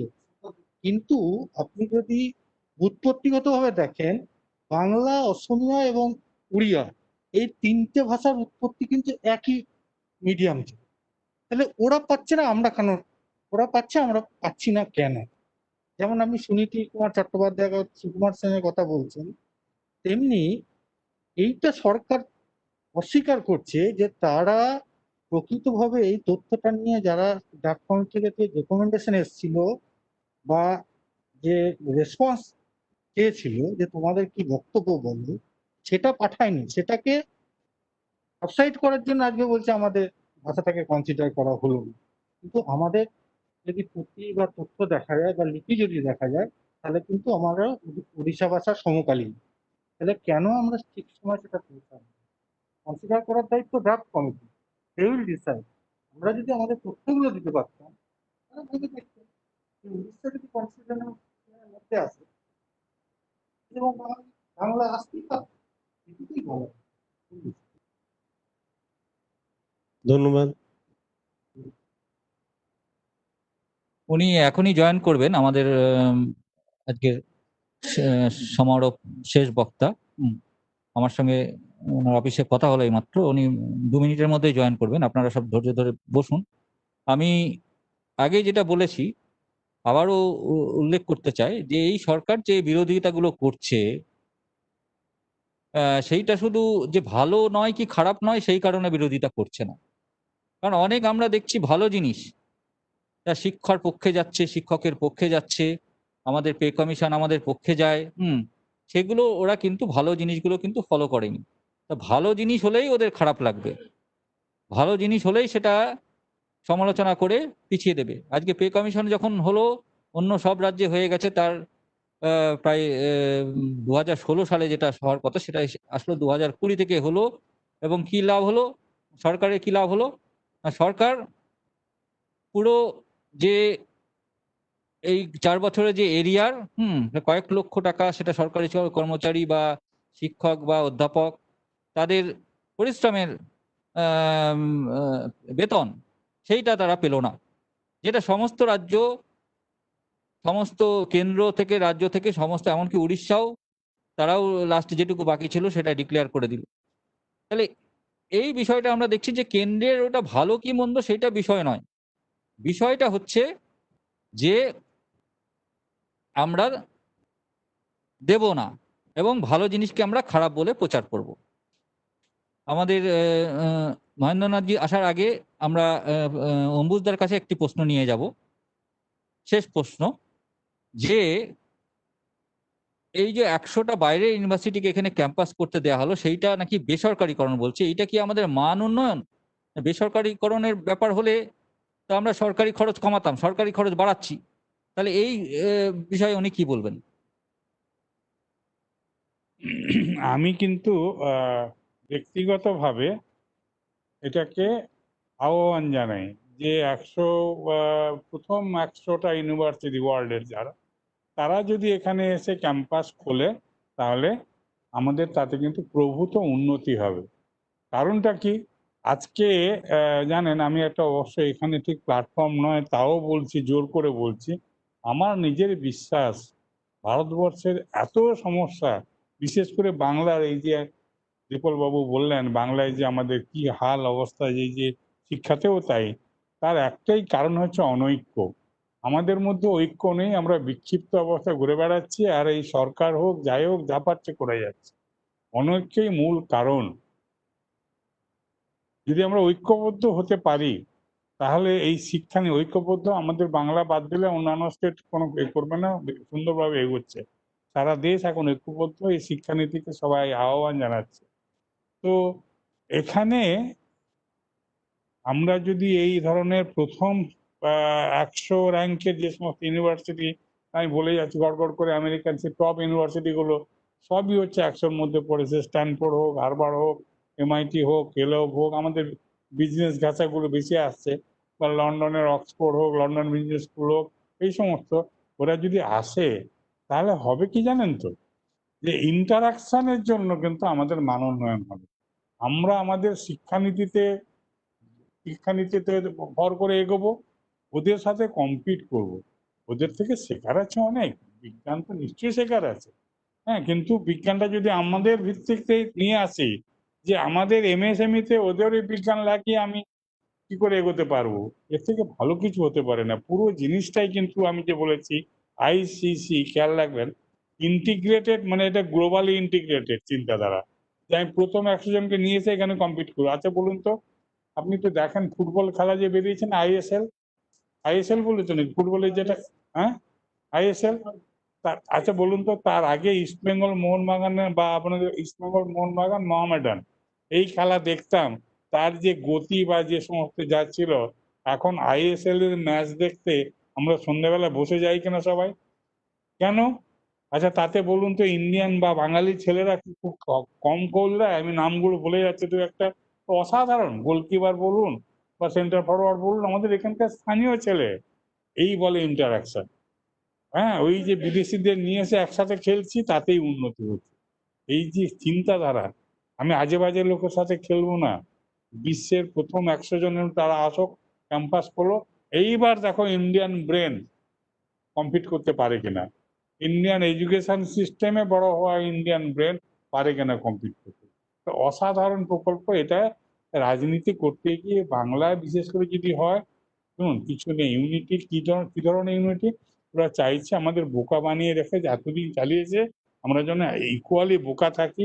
চাইল্ড লেবার বলুন, এটা বলুন, ওটা বলুন, এই করে আমাদের যে কোনো প্রকারে যাতে আমরা এই ভালো জিনিসটার দিকে আকৃষ্ট না হই, হবে না, আর সম্ভব নয়। সে ঘন্টা মানে বেল বেজে গেছে, টাইম আপ। এখন মানুষ বুঝে গেছে যে না, যে জিনিস আজকে সারা ভারতে দেখা দিয়েছে, সারা ভারত কেন, ভারত কেন, পৃথিবী কি বলছে? পৃথিবী বলছে বিশ্বের 1 নম্বর নেতাকে এই নরেন্দ্র মোদী। হ্যাঁ, বাকি তারপরে কে? দেখা যাচ্ছে নরেন্দ্র মোদীর রেটিং 68%, দেখা যাচ্ছে ট্রাম্পের 3-এর ঘরে 30-35%। বুঝেছেন? এই হচ্ছে অবস্থা। সারা বিশ্ব আজকে দেখছে যে ইন্ডিয়া জাগছে। সুতরাং এই শিক্ষানীতি এবং এই প্রথম 100টা ইউনিভার্সিটিতে বলা হয় ক্যাম্পাস করলো, তো অসাধারণ ভালো প্রকল্প। এবং আমাদের এই যে আমি একটু আগে দিলীপদাকে বেরোনোর সময় বলছিলাম, এখন কিন্তু ফ্লাড গেট ওপেন হয়ে গেছে। প্রফেসর মন্ডল যেটা বলেছেন আমিও বিশ্বাস করি, চীনের এই কমিউনিজম আর গায়ের জোরি দাপটে যে নীতি, সেটা ফেল করতে বাধ্য। চীন হয়তো টুকরো টুকরো হবে, বহু কোম্পানি উঠে আসবে। আপনারা দেখেছেন, কাগজে দেখেছেন, টিভিতে শুনেছেন, 24খানা মোবাইল ম্যানুফ্যাকচারিং কোম্পানি ইন্ডিয়াতে আসার চেষ্টা করছে। এই অল্প কয়েক বছর আগে আমাদের মোবাইল ম্যানুফ্যাকচারিং কোম্পানি ছিল 3। মোদিজি আসার পরে 6 বছরে উনি করেছেন কি, সংখ্যাটা নিয়ে গেছেন 268। 268, ঠিক আছে? সেই 268 দুটো হাব, একটা নয়ডা হাব, একটা হচ্ছে চেন্নাই হাব। তো কেন আমরা যদি এখানে একটা ওরকম হাব করতে পারি, 20-25টা কোম্পানি নিয়ে এসে, আমরা আবার ঠিক ঘুরবো। শুধু আমাদের দরকার একাগ্রতা। হ্যাঁ, আমাদের এই বিক্ষিপ্ত চিন্তাধারা থেকে বেরিয়ে আসতে হবে। ওদের বলতে হবে গুড বাই, অনেক হয়েছে।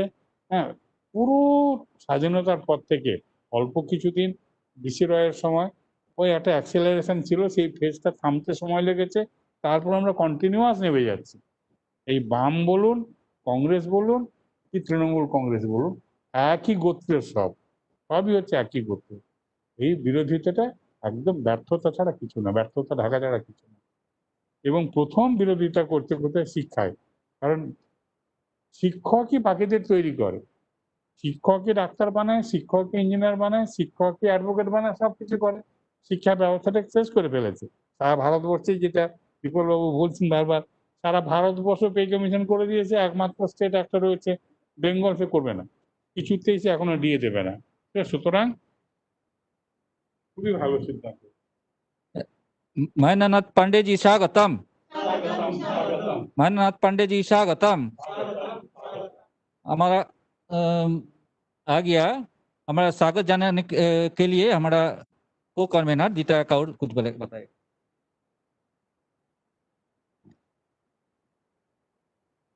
मंत्री जी, डॉक्टर महेंद्रनाथ पांडे जी पहले भी हम लोगों के साथ राज्य सम्मेलन में काट चुके हैं। वो हम लोगों के साथ पहले भी शिक्षक सेल में बहुत ज़्यादा उद्बुद्ध कर चुके हैं हम लोगों को, और हम लोग चाहते हैं कि इस बार भी NEP 2020 को लेकर उनका जो भावधारा और जो विचार है वो हम लोगों के सामने रखें।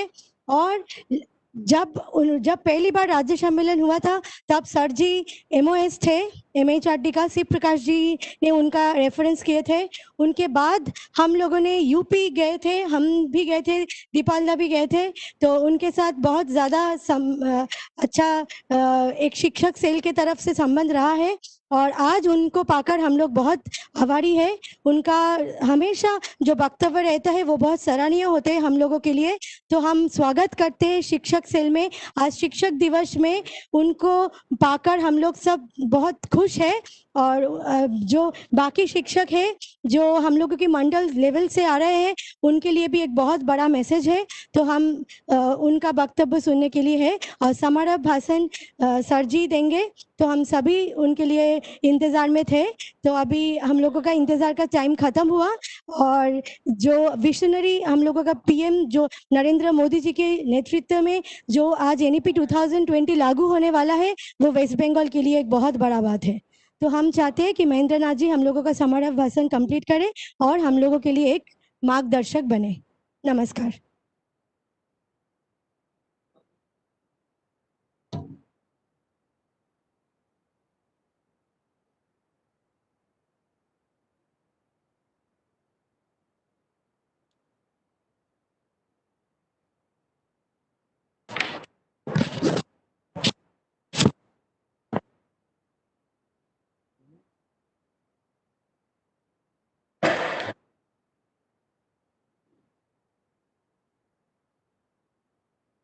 नमस्कार। बंगाल बीजेपी टीचर सेल के कन्वीनर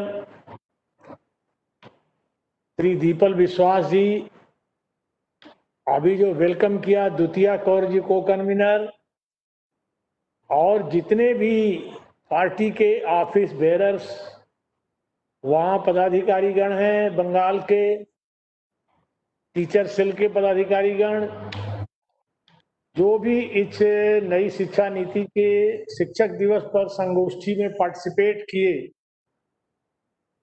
उन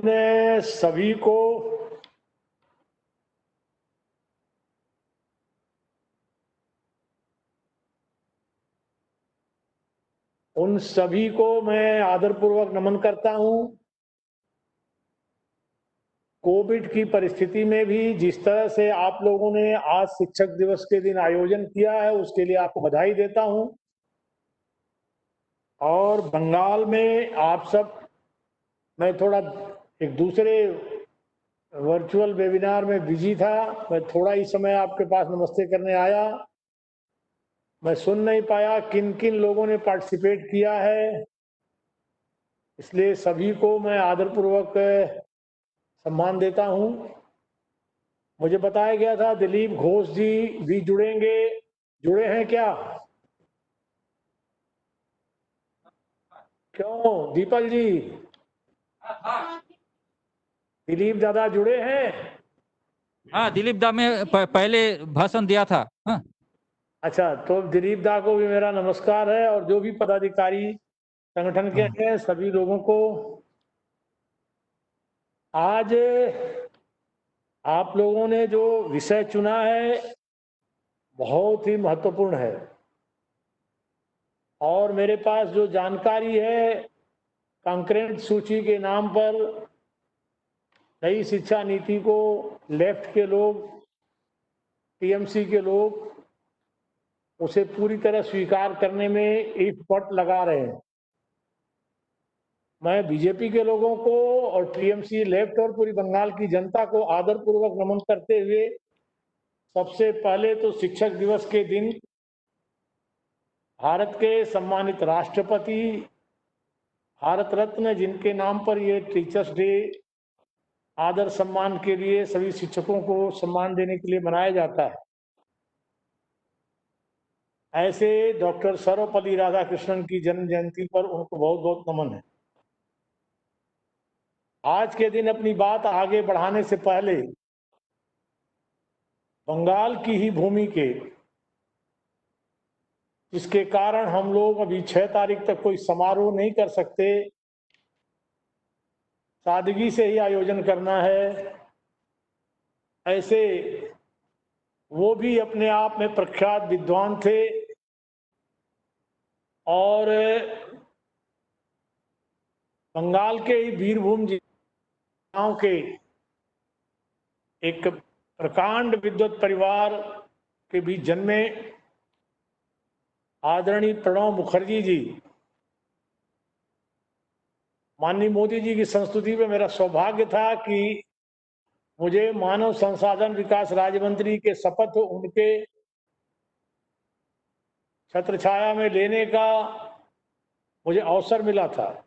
उनके साथ मुझे भूटान के टूर पर भी जाने का अवसर मिला और भारत के अंदर, दुनिया के अंदर अपनी विद्वता के लिए जाने जाने वाले भारत रत्न श्री प्रणब मुखर्जी जी को आज के दिन, वो भी अपने आप में चलते फिरते एक ज्ञान के भंडार थे, उनको भी मैं नमन करता हूं। आज के दिन जो नई शिक्षा नीति के बारे में जो चर्चाएं आपकी हुई होंगी, निश्चित बहुत महत्वपूर्ण हुई होंगी और मेरी आवाज आप तक जा रही होगी।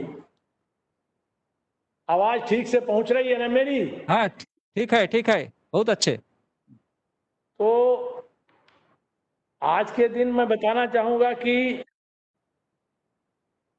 बंगाल की जनता इस बात को आदरपूर्वक याद करेगी कि बंगाल इस देश के अंदर अनेक सामाजिक सुधारों का जनक रहा। सती प्रथा का दुष्प्रभाव देश के बहुत हिस्सों में था। राजस्थान में तो समूह में महिलाएं सती हो जाती थी, लेकिन उसका उन्मूलन, उससे नारी जाति को मुक्ति दिलाने का काम यदि किसी ने किया तो बंगाल की धरती के आदरणीय राजा राममोहन राय ने किया। बंगाल की धरती का महत्व कला, संस्कृति, शिक्षा, नीति, विचार में सारे भारत में अपने आप में सबसे महत्वपूर्ण है। कहा जाता है कि Bengal thinks today, India thinks tomorrow. Bengal जो आज सोचता है वो भारत कल सोचता है। बंगाल हमेशा दिशा देने वाला राज्य रहा है। बंगाल ने हमें राष्ट्रगीत और राष्ट्रगान दोनों दिया। आज रविंद्र बाबू का राष्ट्रगान और बंकिम बाबू का राष्ट्रगीत जनगण मन से लेके वंदे मातरम तक सारे भारतवंशी भारतवर्ष और दुनिया में गाते। यहाँ तक कि बांग्लादेश, पूरा जो बंगाल था जिसका एक भाग आज बांग्लादेश है, वहाँ का भी राष्ट्रीय कवि काजी नजरुल इस्लाम ही रहे। तो बंगाल हमेशा दिशा देने का राज्य रहा है। तो बंगाल के अंदर ये जो नई शिक्षा नीति है, 34 वर्षों के अंतराल पर ये जो शिक्षा नीति आई है 29 जुलाई 2020 को, जो कैबिनेट ने अप्रूव किया, मेरा भी सौभाग्य है कि उस कैबिनेट में मुझे उसके अप्रूवल में बैठने का सुअवसर है। इससे में तमाम बदलावों को बल दिया है। ठीक है, शिक्षा कंकरेंट सूची है, राज्य केंद्र को मिलकर ही करना है, लेकिन सारे राज्य इसका वेलकम कर रहे हैं। लेकिन अपनी अपनी संकीर्ण अपनी सोच के प्रतिक्रियात्मक सोच के चलते आज जो कुछ उसका मैं उन्हें चाहूंगा कि उन लोगों को इसका गहन अध्ययन करना चाहिए और नई एजुकेशन पॉलिसी आपको जान के बड़ी प्रसन्नता होगी कि इस पॉलिसी के बनने में मोदी पार्ट 1 से इस पर काम चल रहा था। स्मृति ईरानी जी जब मंत्री थी तो मोदी जी के मार्गदर्शन में एक कमेटी बनी और वही सुब्रह्मण्यम कमेटी ने काफी एनालिसिस किया। माननीय मोदी जी के मार्गदर्शन में दूसरी रंगराजन कमेटी, कस्तूरी रंगन, ये सब लोग विद्वानों की जो कमेटी ये बनी, इसने ये इतना ज्यादा डिस्कशन इन्वॉल्वमेंट शायद ही किसी पॉलिसी के निर्धारण में बना हुआ। यहाँ तक कि भारत के सुदूर सारे गांवों तक, सारे नगरों तक शिक्षा से लाभ उठाने वाले, शिक्षा से जुड़े समाज के हर तबके की राय इसमें समाहित हुई। एक बड़े लंबे डिस्कशन के बाद भारत के मूल मौलिक अपने संस्कारों को बल देते हुए और प्रत्येक राज्य के कल्चर संस्कारों को महत्व देते हुए इसको आगे स्वीकृति में लाया गया है। और इसमें बच्चों को पहली बार 3 से 6 वर्ष के बच्चों को ये स्कूल करिकुलम के साथ जोड़ने के साथ उनको खेल खेल में आंगनबाड़ी और ऐसे तमाम प्री स्कूल के सिस्टम को उसमें मजबूती दी गई। 10th और 12 के एग्जाम को भी सरलीकरण और उनको एक अवसर, कुल मिला के ये जो अब तक 10+2 के सेटअप को 5+3+3+4 के सेटअप में ये कुल मिलाकर के ये जो 14 से 18 वर्ष की ये जो सेकेंडरी एज है उसमें 4 इयर्स के कोर्सेज और शुरू की एजेस में अपने फाउंडेशन स्टेज और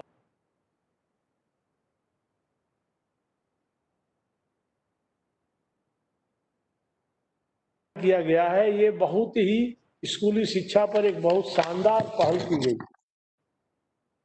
आगे आप सबके बीच में मुझे बताया गया कि बंगाल में इसको कहा जाता है कि 6ठी कक्षा के अंदर स्कूली पाठ्यक्रम में वोकेशनल एजुकेशन सही अप्रोच नहीं है। मैं उनको बताना चाहूँगा कि आज मैं कौशल विकास मंत्रालय देखता हूँ, आज स्कूलिंग के फील्ड में, स्किलिंग के फील्ड में, कौशल के फील्ड में आज यदि 2 देश सबसे अग्रणी माने जाते हैं, जर्मनी और सिंगापुर, तो वहाँ क्लास 6 से वोकेशनल एजुकेशन के ट्रेंड की तरफ बच्चे की रुझान का अध्ययन शुरू हो जाता है। तो एक नई अप्रोच इस देश के अंदर वोकेशनल एजुकेशन की तरफ, लड़कों का समय बर्बाद न हो और सबसे साथ साथ एजुकेशन की संभावनाओं को कहीं रोका नहीं गया। आप ये समझ लीजिए कि ये जो भी हमारी नई शिक्षा नीति है, इस पर सीधा सीधा बंगाल के ऋषि पुरुष स्वामी विवेकानंद और महर्षि अरविंद के जैसे फिलॉसफिकल विचारों का भी सीधा प्रभाव है और जिसमें हमारी प्राचीन आध्यात्मिकता, संस्कृति के संरक्षण और महत्व, जो नैतिक शिक्षा, जो आत्मिक शिक्षा, जो आध्यात्मिक ज्ञान के साथ साथ आधुनिक विज्ञान और प्रौद्योगिकी को भी मिलाने का पहल हुई है। और इसमें ये आज जो शिक्षा है, पहले बंगाल में पूर्व माध्यमिक, प्राथमिक और शिक्षा मुख्य रूप से निजी एजेंसियों द्वारा संचालित की गई और जो कि निम्न और मध्यम वर्ग उसकी पहुंच से दूर थे। और इस जो हमारी मोदी सरकार ने जो नई शिक्षा लॉन्च की है 2020 में, ये सभी इस राष्ट्रीय शिक्षा नीति में सभी एक प्लेटफॉर्म पाए। ये एक सोशलॉजिकल सामाजिक समाजवादी सोच है जो निम्न और मध्यम वर्ग शिक्षा से वंचित था, दूर था। और इसमें आगे चल करके वोकेशनल की एक ट्रेंड को 6 से 8 तक ले जाते हुए और 9 से 12 तक पहुंचते पहुंचते वो डिफाइन हो जाएंगे किधर कौशल की तरफ जाना। और हम सब आगे प्रयत्न करने वाले हैं कि हमारा जो कौशल विकास का ITI, NSTI, PMKVI के सेंटर, PMKK के सेंटर, इनमें जो एक्सपर्टीज है वो, और ये जो हमारा इतना बड़ा देश का शिक्षा का जो स्वरूप है, वो दोनों की एक्सपर्टीज को मैच करके कैसे वोकेशनल एजुकेशन को भी महत्व दिया जाए, ताकि आदमी रोजगार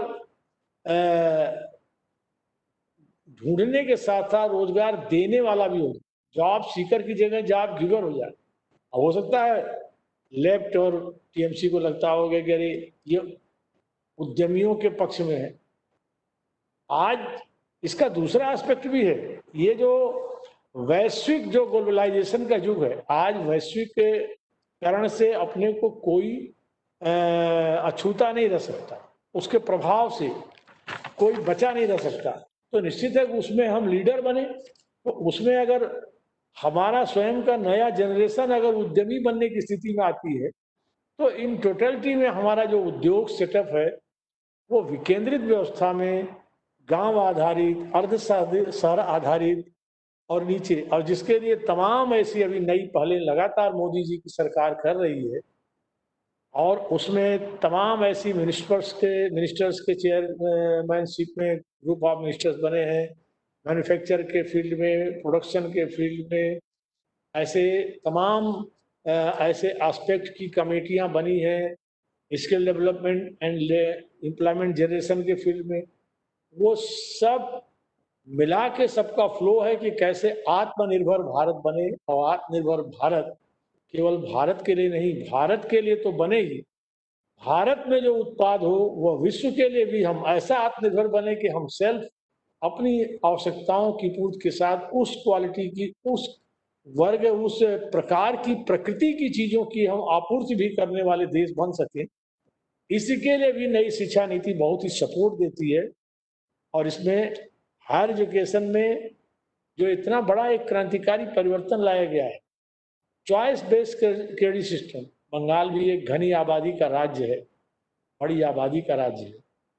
बंगाल में भी मजदूरों का एक बड़ा तबका है, काम करने वालों का बड़ा तबका है, जहां ये स्कोप जो छोड़ा गया है कि बच्चा कई बार एग्जाम दे सकता है, बच्चा अपनी पढ़ाई को क्रेडिट रिजर्व कर सकता है, और अपने रोजी रोजगार में जाके स्टेब्लिश होने के बाद बैक टू पेवेलियन फिर अपनी पढ़ाई को पूरा कर सकता है।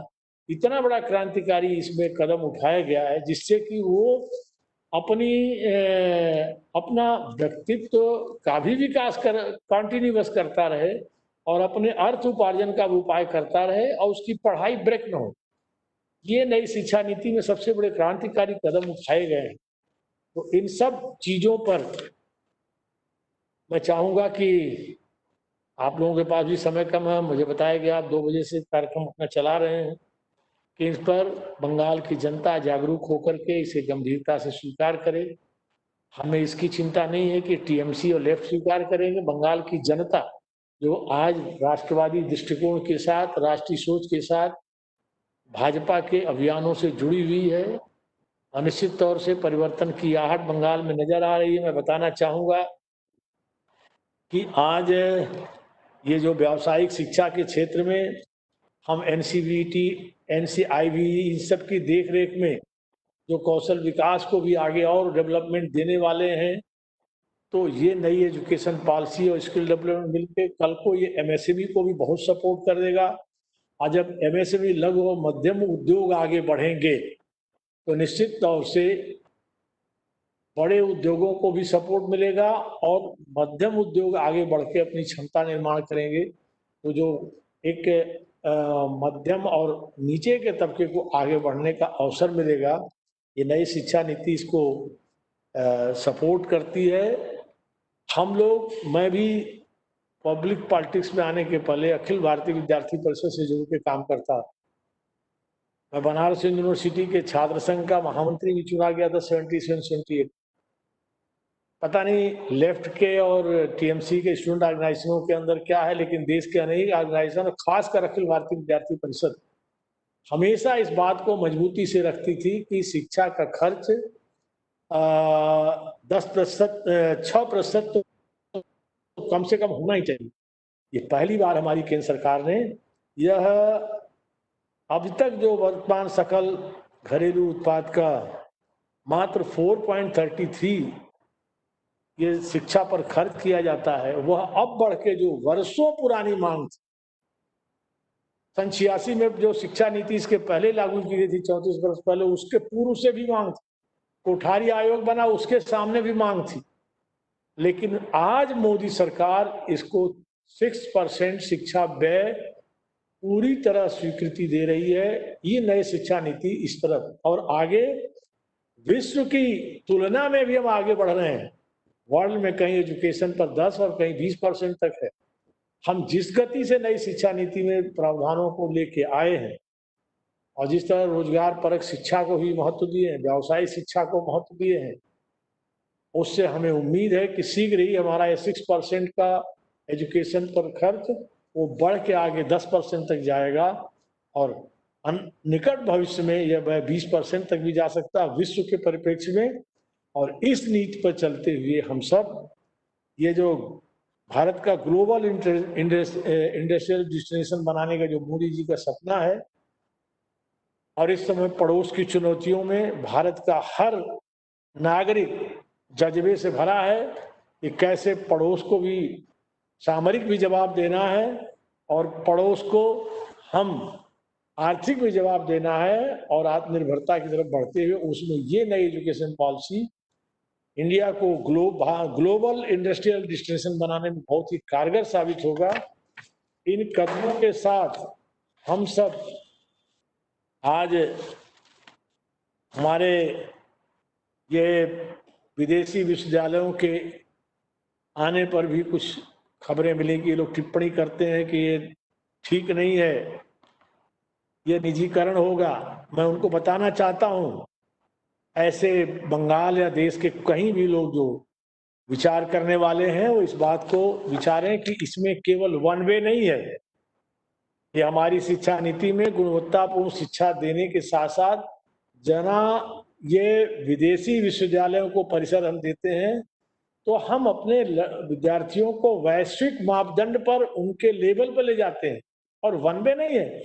हमारे देश की भी विश्व को देने योग्य चीजें हम उनको कन्वे करते हैं। हम एक्सचेंज पॉलिसी के साथ निजीकरण ये कैंपस को यहाँ दे रहे हैं। हमारे भी कैंपस अन्य देशों में खुलने की पॉसिबिलिटी इसमें बढ़ती है, और इस तरह से ये हम चाहेंगे जो बंगाल की सरकार ने पीआरटी टीचर, टीजीटी, पीजीटी के स्केल शिक्षकों के प्रति अपनी ये जो संकुचित दृष्टि रखी है उसकी समीक्षा करे, और नहीं समीक्षा करेगी बिना वेतन बिना डीए के वेतन आयोग को लेके चले, शिक्षकों के हक को मारा, तो आने वाली बंगाल की जनता जो भाजपा को ड्यूटी देने वाली है वो अपने आप में इस दिशा में आगे बढ़ेगी। और अनेक ऐसी चीजें हैं जिसमें हमारे शिक्षकों को बहुत कष्ट सहना पड़ा है और उनके बड़े हक मारे गए हैं। हिंदुस्तान के अन्य राज्य कितना आगे हैं, और बंगाल में अभी शिक्षकों का स्वयं का तमाम विसंगतियों का, वेतन आदि की कठिनाइयों का सामना जो करना पड़ रहा है उससे हम सब अवगत हैं। और मैं तो जब पिछले बार आपके केंद्रीय राज्य मंत्री के रूप में, आपको स्मरण होगा, आप लोगों ने बड़े उत्साह से सड़क पर कार्यक्रम किया, मुझे स्मरण है।